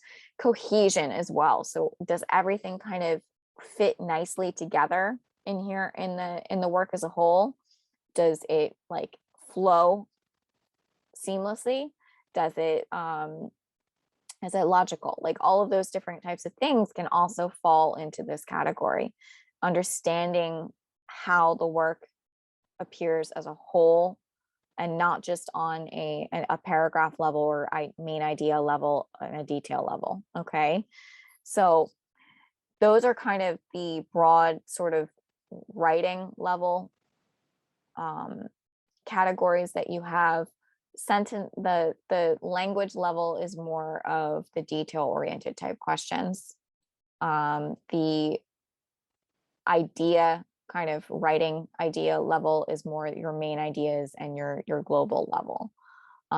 You do have word and syntax level questions, which are focusing on the minute details. Okay, so those are things that are going to be looking at, do you know your 8 parts of speech? Do you know how to organize structure and like what the function of words are, or how clauses and phrases convey meaning in a sentence, what they are and what they're doing, what their purpose is, and their function, and how they're being used. So can you alter kind of your greatly like these types of questions can greatly alter your understanding of a phrase, clause, sentence, or paragraph or passage, because the placement in a sentence affects meaning and function in a sentence. Okay, so you want to keep in mind, again, the subject, verb, object, order. and understanding that syntax and semantics are very closely tied together. So understanding how a language works, the rules in which we use our language in order to communicate ideas, and to understand that depending on how it's organized in English, we can be conveying a completely different message than the one we meant if we rearrange our words in a way that someone else from our language can't understand. Okay, so these are all kind of considerations you have as you're going through each of these types of questions. So you can be asked questions that are going to affect the structure or affect the meaning of a given phrase or clause or sentence or word, like even on a word or paragraph or passage level. So careless errors also tend to frequently occur with these types of questions, the word and syntax level questions. Okay, so if you do not read carefully or have enough context for the isolated bit of grammar in the sentence, paragraph, or work as a whole, one of the most common types of errors occurs with the word and syntax level questions. So even though they might be detail-oriented questions, a lot of students tend to make the most errors on these types of questions because they maybe think that they know the grammar and then they don't, or they miss what is actually being said in the question because they didn't underline or circle or identify key information, or they didn't look at everything in the broader context of the sentence. They just looked at the word, or they just didn't look beyond the sentence level. So those types of things, you want to be very careful when you're going through this section of the test. Okay. Also, what you can see in the word and syntax level questions, that they can require your understanding of words in context and analyzing and assessing an author's intended meaning, purpose, or stylistic choice. So you need to be aware that there's going to be multiple things going on in every question for the most part, and that you need to be looking for what is it the question is actually asking you, and looking at the answer choices that they provide, including the one that's actually written in the passage, and deciding what makes the most sense to me in the context of this sentence, in the context of what this question is actually asking, and focus on that to help guide you through answering the question, as opposed to just like saying, oh, each of these has a bit of punctuation, it must be a punctuation question. It's not necessarily. It could be actually a subject verb object, or like subject verb agreement type question, or it could be looking at verb tense, that each of the tenses of the verbs changes, which will affect like the meaning, your understanding of what is happening in the sentence, as well as how that sentence fits in the broader context of the paragraph that it's in, whether or not like the rest of the paragraph is in the present tense, but the sentence, you chose the one that the example that had the past tense. That's going to change things. That's going to affect how you understand and interpret the material, and chances are you'll get it wrong. So you want to make sure that you're focusing on the details, at minimum at a sentence level, within the context of a sentence. So that includes like the phrase, the word, the clause level type sentence type questions, but also looking beyond that to make sure that am I staying consistent with my tense in my paragraphs, or throughout this, has everything else been in past tense, or has it been in told from the first person point of view, and now we're suddenly getting the third person point of view? Like understanding, does this make sense? That's what it boils down to on the writing and language test, is does it make sense to you? If the ideas are being clear, if they are being, if they're saying things effectively in a way that isn't overly wordy, isn't too concise, but is still concise enough that it's describing accurately. It's the most accurate way to present the information, and being able to clearly articulate the ideas that are being expressed. Okay. Also, global level questions, just to kind of finish this up, and we'll take a quick break before we do a little bit more grammar and then dive into math. Okay. So global level questions, again, are focusing more on your understanding of the standard structure and organization for particular writing genres. So these have things like structure of a narrative versus an argumentative essay. Do you know the different standard forms that we usually follow? That isn't to say that every essay that you see is going to be like 5-paragraph essay format. It's not necessarily going to be that way. And not every essay you ever write will be a 5-paragraph essay structure. That's to give you training wheels to get you writing appropriate length arguments and things, and developing your ideas clearly and concisely. So not every novel is the same length. Not every novel has the exact same moment timed out, in terms of the rising action, or when the climax actually occurs, or they have general kind of principles of what the narrative structure would be, but they don't have everything exactly the same as a cookie cutter type thing that you'll see in every single. I mean, if we did, then every novel would be boring. Every bit of writing would be the exact same structure, and it's not. That's kind of the ingenious nature of language, is that there's so much diversity. But being able to understand the basic forms or common forms of these type of different genres of writing. Okay.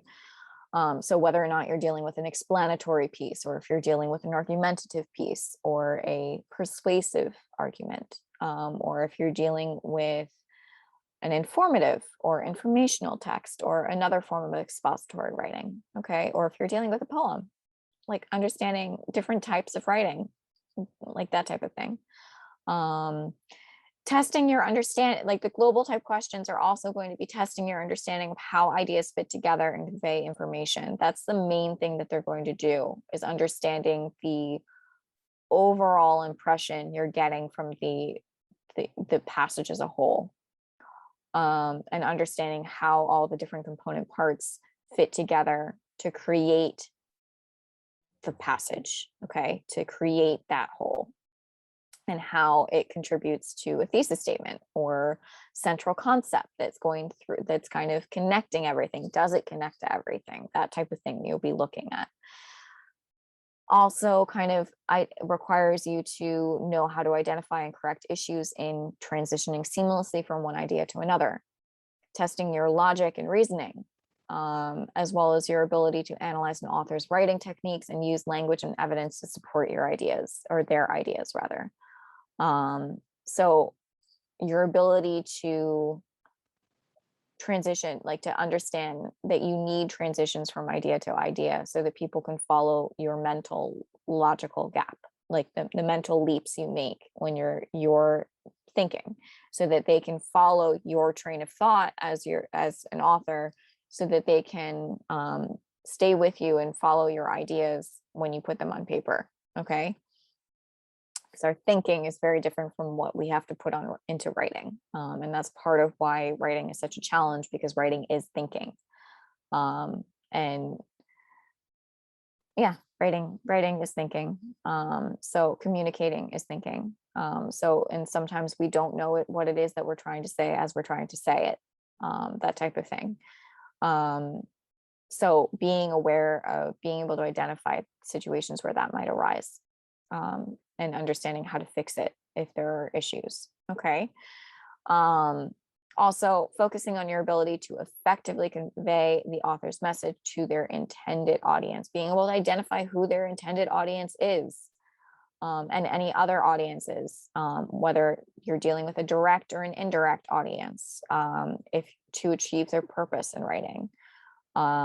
So an author can write a piece and have an intended audience that they're specifically directly approaching, but their work might be able to be interpreted and actually be like, you could do from a literary, like reader response theory, or you could do psychoanalytic interpretation of what the author's actually saying. So there could be subliminal messages being said beneath the text that the author may or may not be aware of going forward, and things like that. So like, or if their work kind of parallels events that are happening at the same time across the world that they might not have known about, or that people are now going to be associating with this particular work because it parallels that, like things like that that are contributing factors to this. Okay, but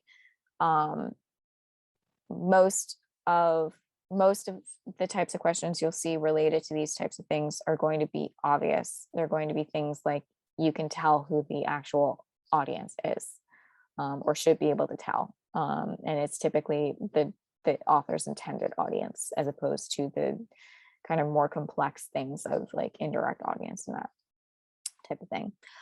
But it requires you having a broader understanding of like contemporary events that were happening when this was written. So that requires you understanding, or when the information was being created or presented, depending on what they're having you look at. Okay. Also, it's going to require, the global type questions are going to require knowledge of writing and editorial choices, like those related to style, tone, context, diction, technique, mechanics of language, all of those types of things, and others. Okay. So basically think of your rubrics that you use in school for your writing classes, or any time you're doing something with so anytime you're dealing with something that is for a writing or a research paper, you typically have a set criteria. You want to be thinking about those types of things that you look for when you're critiquing writing, just to help you identify flaws in the writing that you'll see in the writing and language test, so that you can fix errors or help give editorial advice that is logical and that will help you answer the questions, because you'll be able to understand what's being said or what you need to be achieving with helping to revise, so to speak, this created text for the writing and language section. Does this make sense? Yeah. Okay. We will take a quick 5-minute break. So I'm going to give you 5 minutes. So beginning at 11, we'll go on a break. So we'll be back at 11:05, so that everyone can kind of get a snack, can get kind of relaxed, and then we're going to set for the second half kind of the rest of our remaining hour. Okay. If you have questions, feel free to ask in the chat, or you can even, I think there's a feature in the chat too, you can message me privately, or you can always just email me if you have questions about anything that we've talked about thus far. We'll do a little bit more of the grammar review before we dive into the practice test, which was practice test 9. And then we'll also talk about math. Okay. So everyone can just kind of go on break now for 5 minutes, and we'll be back. Okay. Okay. So everyone should be coming back. Sorry, didn't unmute myself. Okay. So everyone should be coming back now after a quick little break. We're going to continue just for a little bit longer our grammar review, and then we're going to switch gears and look at the practice test before we delve into math. Okay. So one thing I do kind of want to go over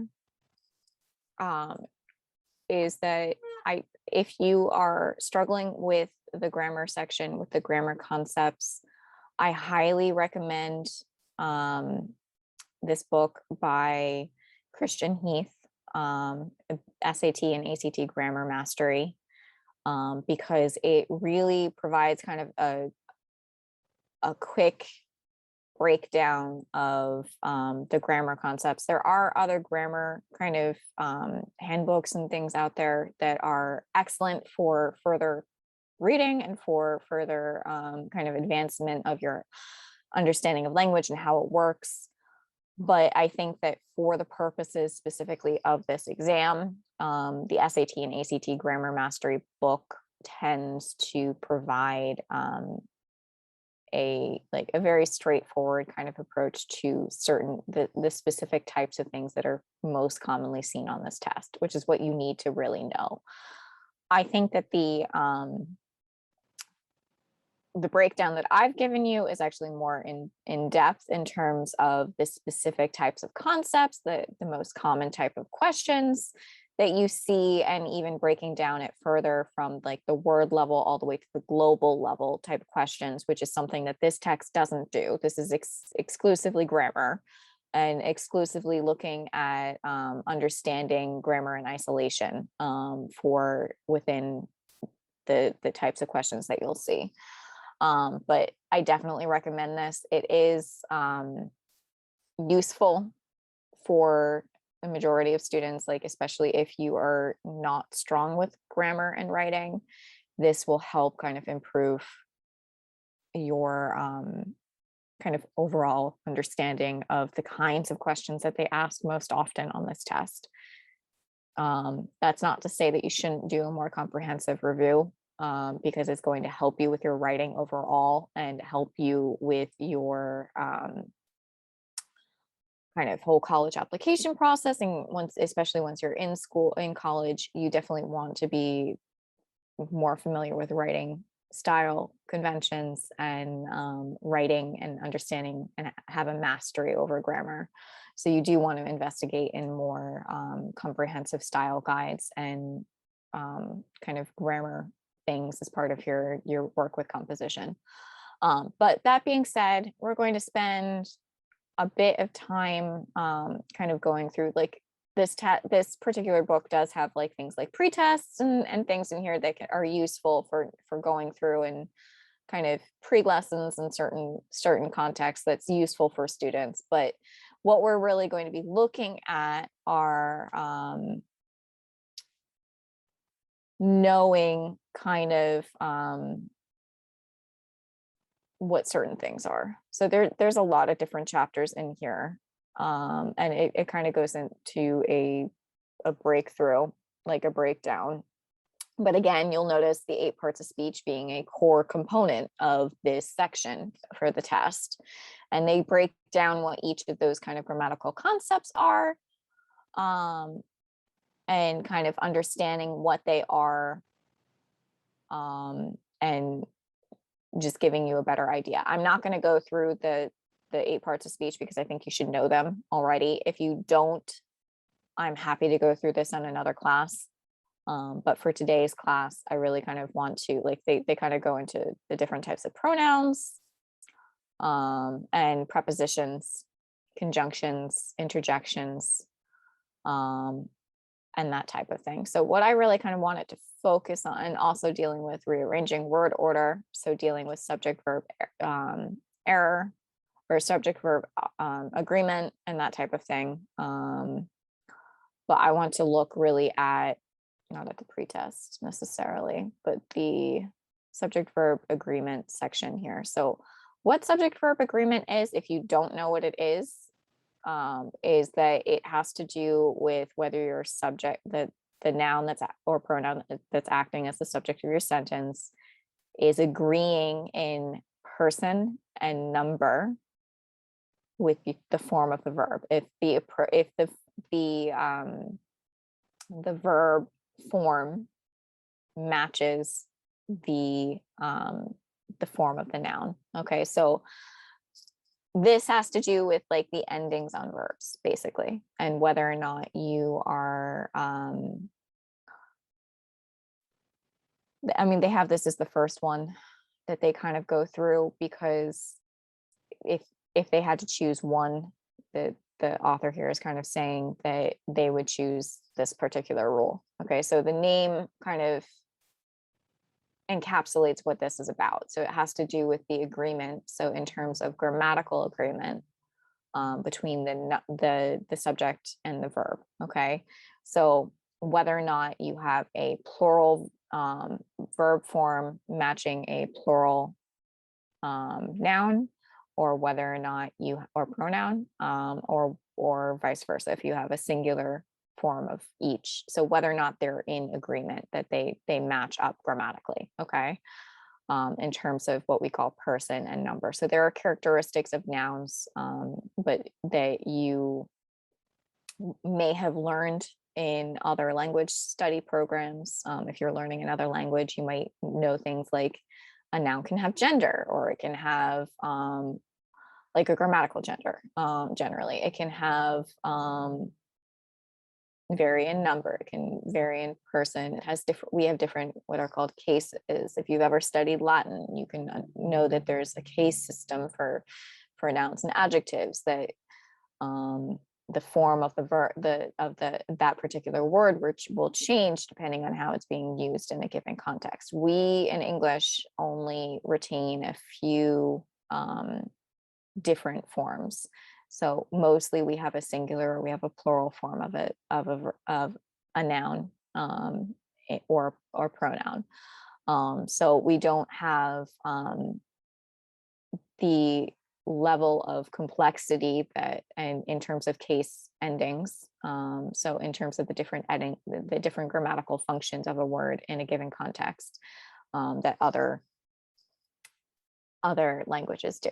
Okay, but basically what you need to know about subject verb agreement is that the agreement, it needs to basically be the agreement between an essential pair of words that every sentence needs, which are the two main ingredients: the subject, so the noun or pronoun that's acting as the subject of the sentence, and the main verb of the sentence, so the sentence, the verb that is telling who or what the sentence is about. You may have more than one verb, which is fine, or different verb forms, but there is typically a main verb, so a verb that is going to kind of help us break down what is going in terms of like the number of, like, does the subject match the form. So let's kind of look at some examples here. So here they kind of given it a simple sentence: Sam walks to the beach. So Sam walks to the beach makes sense. Like, we have our subject is Sam, right? And then walks would be the only verb in this sentence, so it's the main verb in this sentence. Okay, so that's where our predicate begins. And Sam walks, that makes sense to us because walks is the appropriate form of the verb that corresponds to a singular third person subject, such as Sam. Okay, so Sam is someone's name, so we could replace that with he. He walks to the beach, right? So that makes sense to us, right? But if we change something and said Sam walk to the beach, that doesn't sound right to our ears. It doesn't sound correct.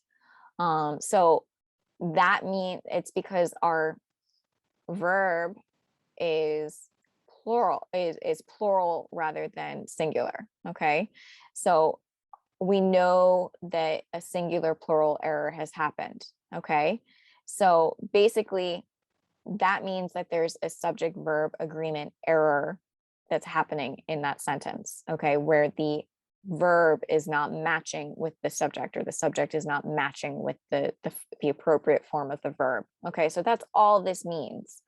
So when you get a subject verb agreement error, it's asking you to see, does the number and person of the noun or the pronoun that's acting as a subject of the sentence match up to the form of the verb that we see. So does the verb form reflect the something that sounds right to us, or does it sound wrong? In which case if you listen to it, and what typically you're going to hear the error, okay, and be able to identify that there's something wrong with a singular and plural ending. That's not a grammatical expression in English, or a grammatical form in English that would be appropriate. Does that all make sense? So they give kind of some tips and kind of figuring out testing the sentence. So you can test it with he or she or they, like he walks, they walk. If you're confused, you as a native speaker of English will be able to pick up on which one is correct. You'll just know kind of instinctively that this doesn't make sense, and you're looking for the standard form, like what you would use when you're using writing, not necessarily what you yourself speak on a day-to-day basis, because that can vary from person to person, depending on where you were raised, what version of English you were exposed to as a child, like all different things like that. But you're looking for what would be appropriate in writing, okay? Because we're dealing with a written form, we're dealing with a text. So you're looking to see, does this match what my English teacher would be asking me to write in if I was writing this essay? Does this work? Does this sound right? Generally speaking, you're going with your gut feeling. Does it make sense to you? Okay. Does that all make sense? Yeah. Okay.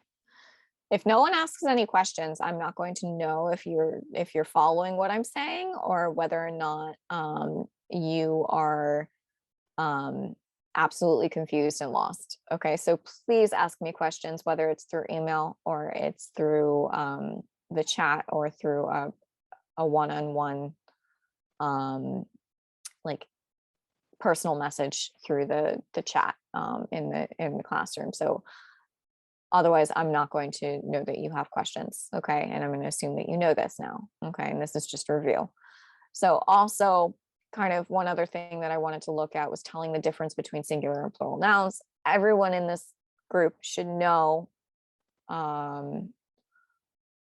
these. Like, this is a skill that this is a section that people often make errors on all the time, because we have some specific words, like the word everyone, or country, or team, or the group, the team, like a pack of dogs, a school of fish, or school, like pack, school, all of those types of things, these are technically singular, because we're dealing with just one team, or just one school, or just one country, or one team, or a collective group, one collective group, like everyone, or that type of thing, where you're dealing with, it's technically considered a singular form, even though we're talking about a group of something. Okay, we're dealing with just one group. Okay, so being able to understand kind of the difference between whether or not these words should be followed by a plural noun, because they seem like they should be plural because there are multiple members of that group, when in fact it's actually a singular noun, so it needs to be followed by a singular verb. Okay, does that make sense? Yeah. So the entire team is packing its bags and going home makes much more sense than the entire team are packing their bags and going home. We could say all the teams are packing their bags and going home. That would be a proper use of the plural are. But the entire team, just talking about one team, is packing its bags and going home, is singular. So a team is singular. So you want to make sure that you're making those distinctions, because they're going to be on the test and they are going to try to trick you with them. So try to go with what sounds right. Okay. And if you say it out loud to yourself, at least mentally, when you read through it, it's something is going to, it's either it's going to work or it isn't. Okay. And you're going to be able to distinguish, does it make sense? Does it not? Okay. And then kind of identifying compound plural subjects. So when you have like Sam and Bailey walk to the beach, are singular, okay, but you have a compound subject. Basically you have two subjects, so then you need a plural verb.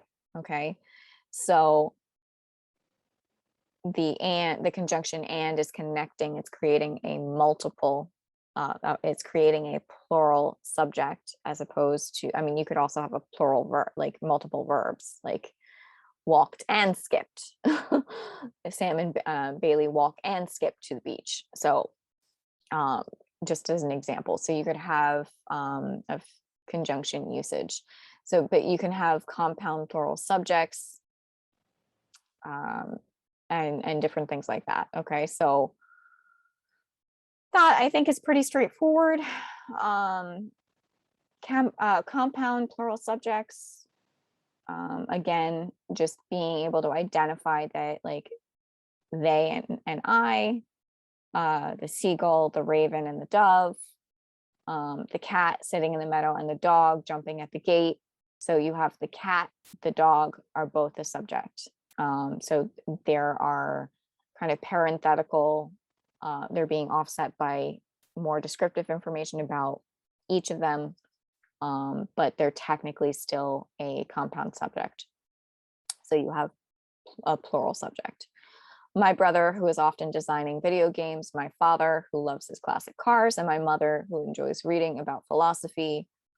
That's three people. So you have multiple, you would use a plural verb for what you're talking about. These kind of subordinate clauses here, where you have who is basically describing additional information about that person. Okay, so it's providing clarification, like additional information about where they are in terms of kind of the rest of the sentence. Okay, kind of tricky compound subjects are things like the dog, along with his many canine friends, jumps in the water. So you want to focus on the fact that it looks like many canine friends or many friends would be, or many dogs might be the subject here, but technically dog is the only one.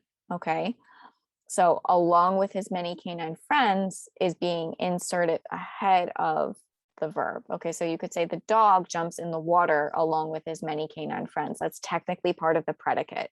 It's telling me that he's jumping in with his friends. So in that case, his friends are an object actually of a preposition with. So it's part of a different section of the sentence. It's not actually the part of the actual subject. Okay, so you need to be mindful of how things are phrased and organized. All right. All right, so that's kind of all I'm going to do today for grammar. We're going to go into more, I mean, we can look at maybe some of these practice questions. So you have like the number of new bands from my hometown of Austin are astonishing when you consider that the city used to be much smaller than it is today. So we could either say the number of new bands from my hometown of Austin are astonishing. So are we dealing with ours? Like, what type of subject verb agreement error are we dealing with? We know that it's subject verb agreement, but which answer choice? Is it A, which is no change, B or C or D would make sense? And you can let me know in the chat for question 1.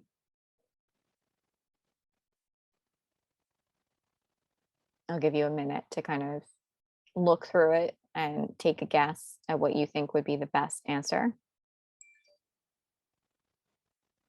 Okay. So someone's saying A, saying no change. So we have a plural verb, right? And a plural subject. Does everyone agree with that person? I'm not saying it's wrong. I'm not saying it's right. So I want to kind of see where everyone is with this concept.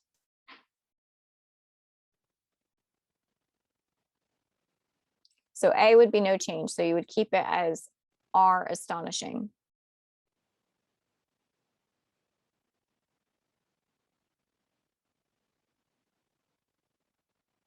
Your other options are were astonishing, is astonishing, or D astonish. So if I read them aloud, we have the number of new bands from my hometown of Austin are astonishing when you consider that the city used to be much smaller than it is today. So that's choice one. The number of new bands from my hometown of Austin were astonishing when you consider that the city used to be much smaller than it is today. And then the number of new bands from my hometown of Austin is astonishing when you consider that the city used to be much smaller than it is today. Or the number of new bands from my hometown of Austin astonish when you consider that the city used to be much smaller than it is. Okay, so someone is saying B.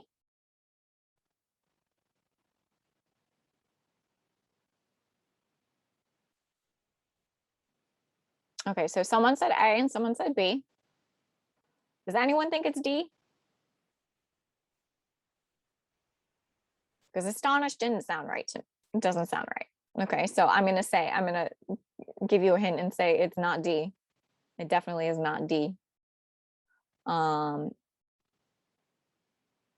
It's also, you want to look at the tense, so it's not B because, and I'll tell you why, because you're dealing with a present tense verb here. Yes, you do like consider that the city used to be much smaller than it is today. It could be, I mean, you could think that it could be B, but that's wrong. That's actually incorrect. And I'm going to tell you why. If you had it as was astonishing, the number of new bands from my hometown of Austin was astonishing when you consider that the city used to be much smaller than it is today. Because, so it can't be were because that's a plural, okay? Our other options then are a plural in the present tense. So we have a plural past tense, which was were, which was answer choice B. We have a plural, we have a singular present tense, which is C. And we have a singular, or we have a plural technically, because they astonish, versus he, she, it astonishes. He astonishes me, like that type of thing. So that would be, so we have 3 plural options and 1 singular. So that in and of itself kind of tells us that maybe this is actually singular or it could be plural, but we're not entirely sure. Okay, so now we need to kind of backtrack in this sentence. So we know, like if I take that, the number of new bands from my hometown of Austin are astonishing. If we actually look at that sentence, even just that far, let's kind of look at that sentence for a second. The number of new bands from my hometown. It said are astonishing. Even I'm not going to list the whole sentence because I think what we need, the information we need is just in this section really. So if we look at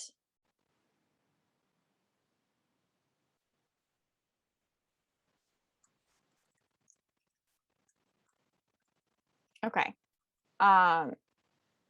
So The number of new bands from my hometown are astonishing. If we look at this, I'm going to actually cross off some things here because of is what type of word? What type of word is of?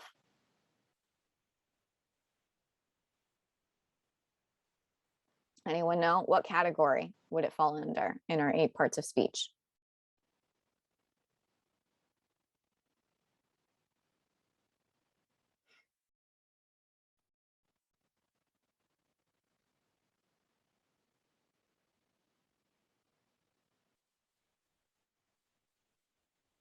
No one knows? No one's going to hazard a guess? Wait. Yes. Okay. So someone said that it's a preposition. It is a preposition. So what that means is that it's not going to continue. We basically can cross it off here because it's not the subject of our sentence. Okay. So it might sound to us like it could be the subject of our sentence, but it's not. The same thing with from my hometown. Maybe that's it, but from is also a preposition.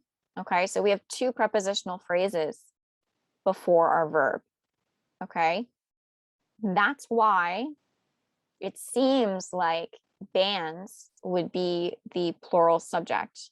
Okay, but in fact, our actual word here that's the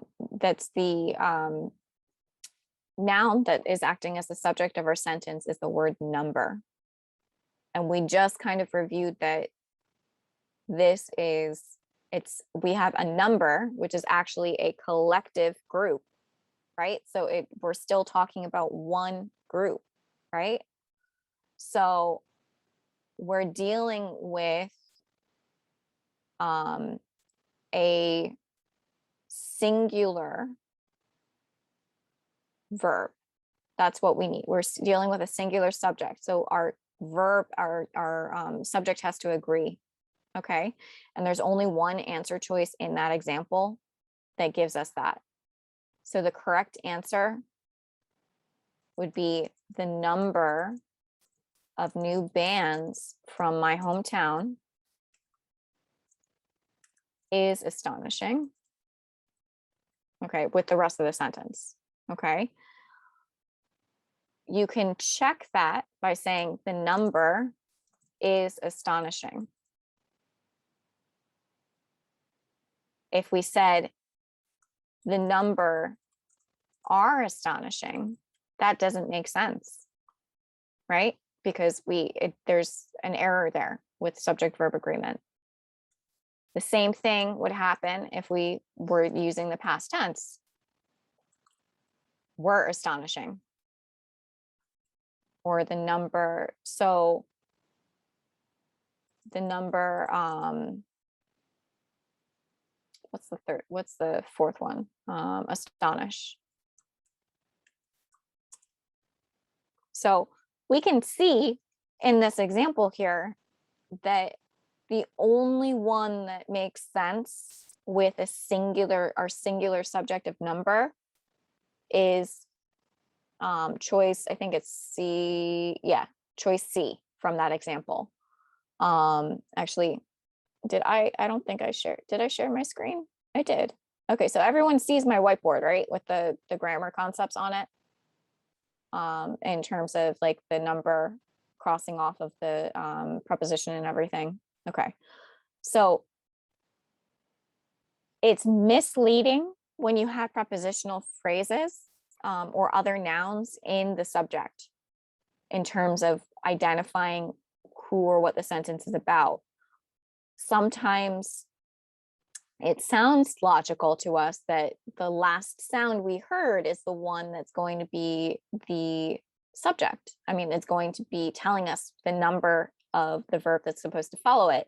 That's not always the case, as in this example, because we have of new bands is describing the number of, like, the number of what. From my hometown is describing more information, providing further information about that number, as in terms of descriptive information. So it's helping to describe that noun. It's being used almost a bit like an adjective. So but it's connecting these nouns. So you have the nouns, you have hometown. Actually, it's not going to let me. Yeah.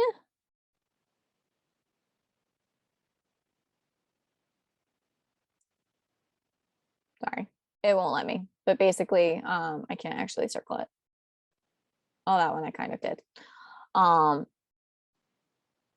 there I kind of did that one. But it's not letting, I mean, it's, these words are misleading you deliberately. Okay. And that's how these questions are going to be structured.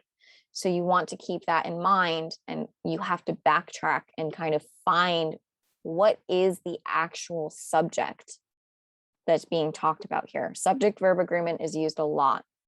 And this one happened to deal with plural and singular forms. Okay. Especially with our kind of unusual forms that we saw, that we kind of see in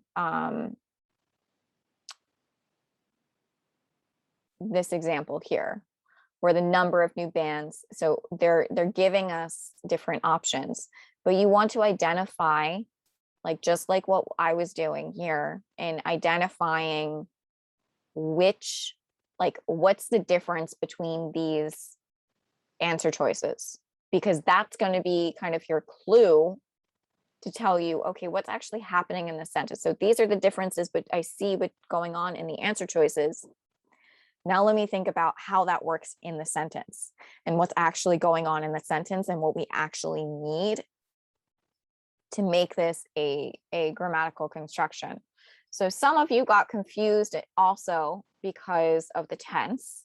Okay, so this was also a tense type question in terms of verb tense, because they go into a they talk about something that happened in the past. So they're saying, when you consider that the city used, they're talking that about a period of time. So they're using more of like the imperfect type tense, which is a type of past tense, than it is, and then it is today, in terms of providing contrasting information. So they did that deliberately to throw you off and to make you think that, oh, it's in the past tense. We need a past tense. There's only one example of a past tense verb here, so we have to go with B. Or are astonishing because of bands. You've honed in on that word. Okay. So you thought that the bands were the actual subject of the sentence. So you have to pay attention to all the different core components in the sentence in order for you to understand and identify what the error is that you're being asked to look at, what the answer choices provide you with as options for like fixing it, and then like what the difference between those answer choices are, and then looking at the broader sense, the context of the sentence, or even looking a little bit beyond that, even on an idea level if you have to, for the paragraph, or to get a better understanding depending on what question's asking you. Does that make sense? Yeah. Okay. I want to kind of switch gears. We'll continue with this grammar review next week, in terms of continuing to go through and looking at specific practice problems, but subject verb agreement should make I think a little bit more sense. So you're looking for differences in tense, or you're looking really at verb forms when you're dealing, and noun form, or noun or pronoun forms when you're dealing with subject verb agreement. So you're looking to make sure, does this make sense? And again, remember that you can use the he, she, it versus they kind of forms of pronouns to help you identify, does this actually make sense with this verb form? Like he walks or they walk. Okay, so the difference is an S after the K in the word for distinguishing between the plural, the singular form, which has an S, and the plural form of a verb that's common that does not. So that is one way that you can, or you could say we walk, not we walks. That doesn't make sense. Or I walk. Like anytime you're using a singular or a plural form, you want to be able to, or you're not sure, you want to look at the verb form and see what's going on. Is it actually, do you actually need something that's a plural, or do you need something that is a singular form? And if you need to, you can change the, in your mind, you can change the subject to a pronoun so that it's easier for you to identify that if you need to, or change it to a singular versus plural subject, and tell your, in order to help you understand and sound out, does that work with that particular verb, or does it sound better with the plural form if I pluralize the noun, so that you can understand what's happening. Okay. So that's what we're doing for grammar for today. I'm going to switch gears and look at practice test 9. Although I want to look quickly at the annotations for practice test 9 for the first 2 sections. Did anyone have any specific questions that you want to ask before we move on to math?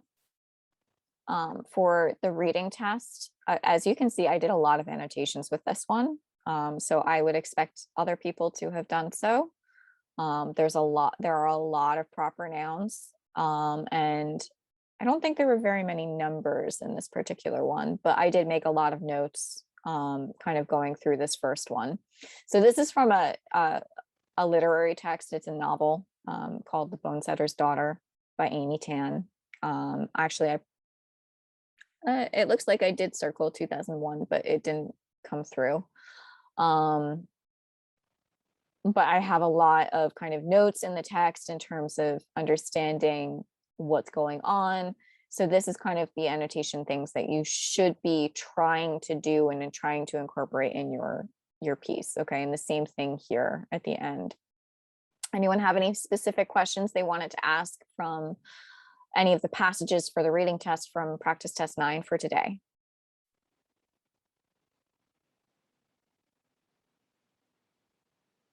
Or any type of question that you couldn't break down or figure out how to code?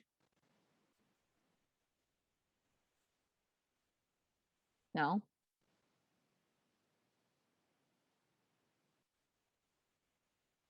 So everyone should be very familiar with this coding structure and how to approach the reading test in terms of breaking down and doing your annotation. Wow, I did do a lot of underlining. Again, I don't expect your text to look exactly like mine, because I have a tendency to underline probably more than I need to for different things, because I interact very much with the text when I read. And that's just me. But I would expect you to identify key information and kind of things that you think are valuable or important to understanding what's going on in the text itself.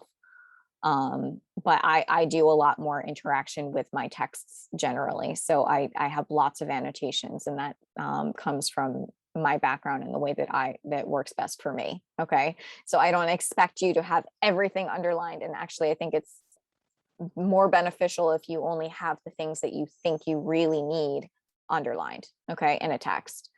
The same thing with answer choice, like the answers, like underline just the key information that you need, the essential information that you need to answer each of the questions. So no one had any specific questions on the reading test from this week? Like, actually, you can see even an example of my like overarching theme of mankind versus machine, or effects of tech on memory and recall and critical thinking, logic, brain, like talking about the big overarching concepts of a particular passage for this particular, or for the second one. So I even did a lot of annotation on this one, 1985, noticing particular years, particular bits of information. kind of summarizing what's happening, even annotating in the infographic to make sure that I'm understanding where it's coming from, that they're citing it, that they're providing kind of key information and what this is supposed to represent and relate to, identifying the different types of questions, doing my process of elimination for my questions, all of that, underlining keywords and phrases from each of the questions too, and using that to help me answer the questions, identifying and coding, all of this good stuff. Okay. Again, for the third passage here, I did a lot of annotation as well. My apologies if you can't read my handwriting here. Again, kind of looking at all these kind of overarching concepts, what each kind of paragraph is really focused on, things like that to kind of get an idea of what is happening in the passage. And the same thing even with this one for the fourth one, where you're dealing with an older text from 1838 or delivered in 1838, kind of looking at call to action, different things like that. And then you have the paired passage. So you're looking at a variety of different things here, and kind of looking at author 2 is not as keen about different things and just kind of making notes. So no questions on the reading test. What about the writing and language test?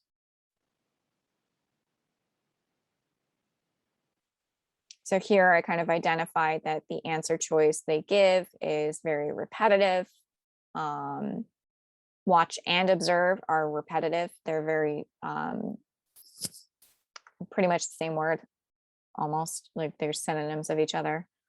Observe to see is again being repetitive. Visually watch, again, super repetitive. So the only one that you really need, you want to be more concise here. You want to kind of be very precise and clear. So clarity and concision. B is the only possible choice for that first one. So those types of things. Then we kind of have more logic and reasoning and flow type questions with text detail, looking at adverb usage, plural pronoun and antecedent agreement, parallel structure, sentence with a series of nouns, conjunction usage. So you're looking at a variety of different things in that type of question. Dashes, like I was talking about before. So here, this is technically an M dash, okay, that they're using, this long one. It's not quite as long as a horizontal bar, but it's close. And it's basically, that's the main dash that they use, unless they're asking you to deal with something like a hyphen, which is easier. But an N dash would be shorter than this. It would be about like maybe a hyphen less or of the length here, okay, for the M dash, okay? So, but they're asking you to focus more on the dashes offsetting non-essential information, and using punctuation. So that type of question, that's the kind of thing you'll see, like we were talking about earlier today. Logic reasoning, combining sentences. So knowing how to combine sentences, identifying a compound predicate, doing things like parallelism, concision, possessive nouns, clear antecedents, shows relevance, like that type of thing, understanding, does this make sense to revise the underlined portion? Comma usage to separate dependent clause. So again, dealing with punctuation, so more of a detail-oriented type question, but also looking at on a clause level.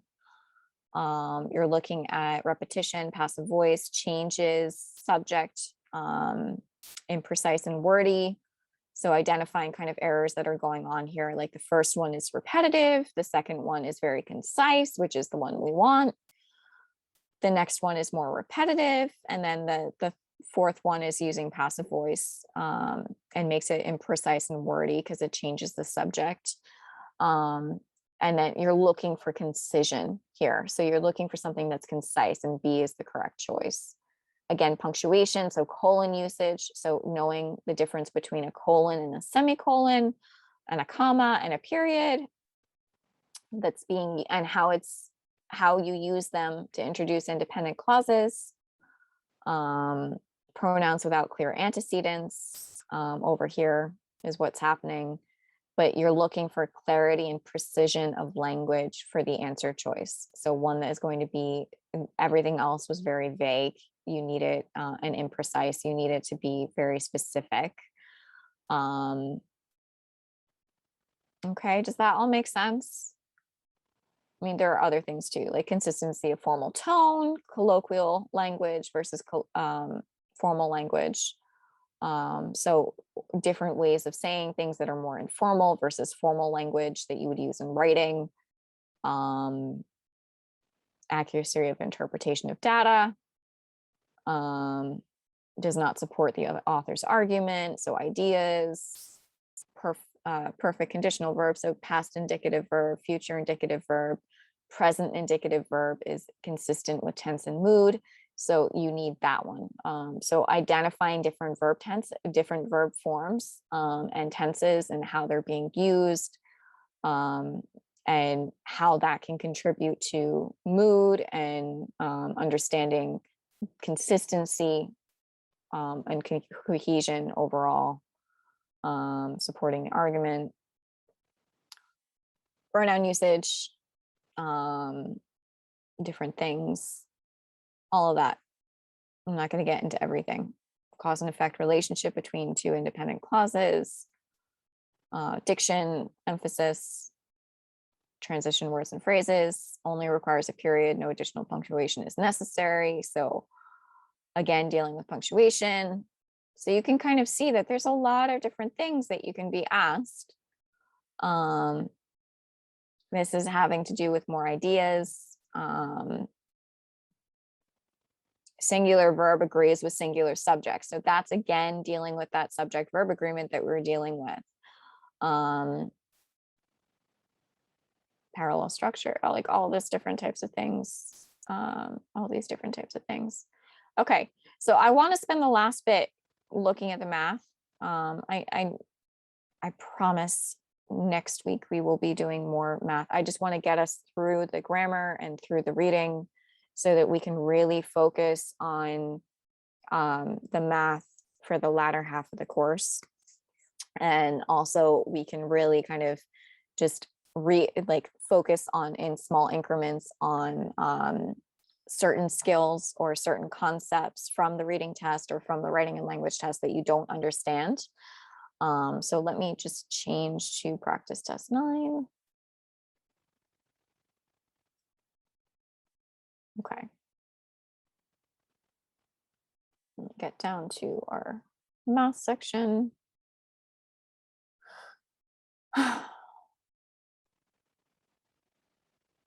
Okay, so the math section on section 9, again, everyone should be very familiar with the instructions. You also should be very familiar and comfortable with these formulae because, and this information that they give you, because it's going to be used on the test as I've kind of gone through. So everyone should be familiar with volume, with area, with dealing with properties of right triangles and dealing with circles and understanding what pi is and angles and arcs, degrees, all of that good stuff.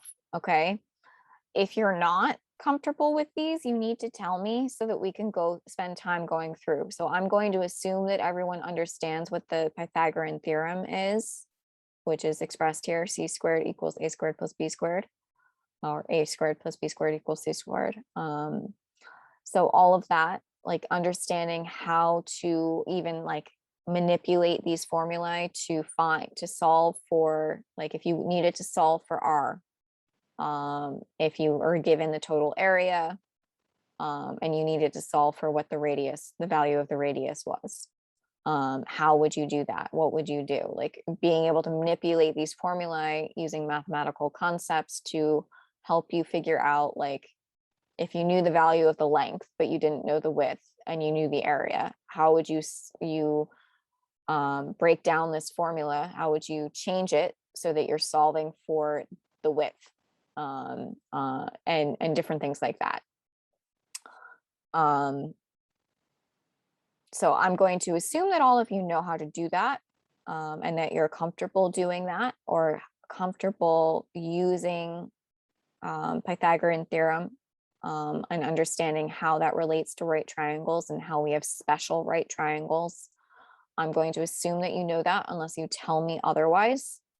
If you do not know, please email me or contact me, so that we can kind of help you get through that.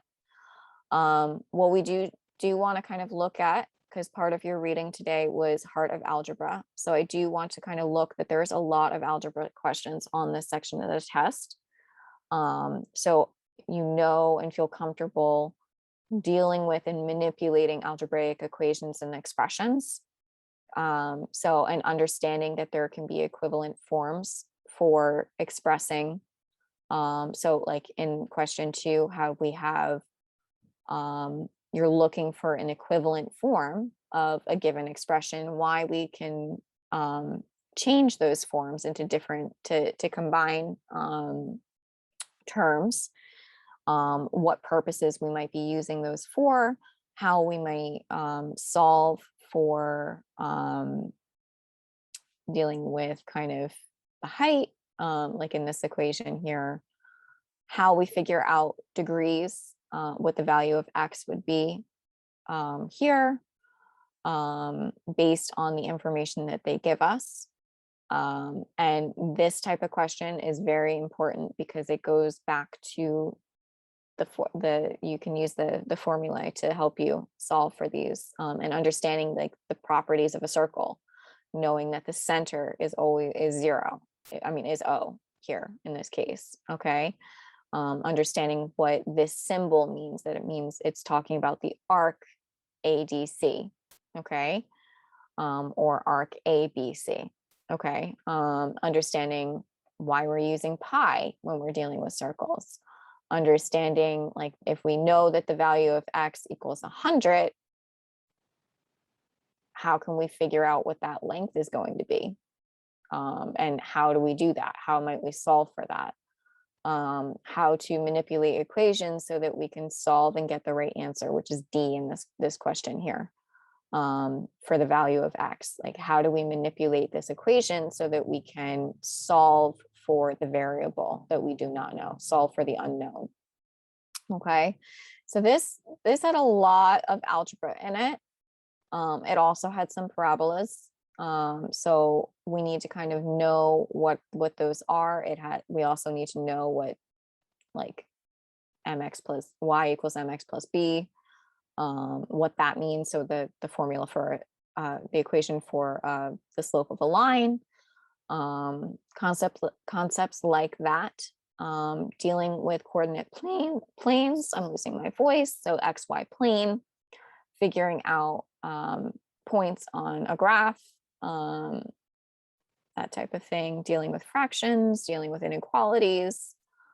All of these types of things are things that we need to kind of look at, and we'll go into more depth next time. Did anyone have particular questions that they needed to go over that you want me to work on for next week for the math section, since we're out of time? If so, please email me and I will make an effort to integrate it into our next week's class. For now, everyone will get the homework email after today's class, in like probably in the next day or so, depending on when Embrace sends it out. But soon you will have the homework email. And I believe this week is practice test 6.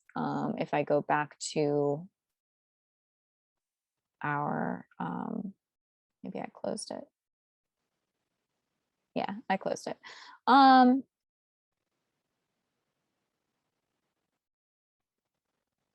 Yeah, so it should be practice test 6 with your chapter readings. That's what you're going to be doing.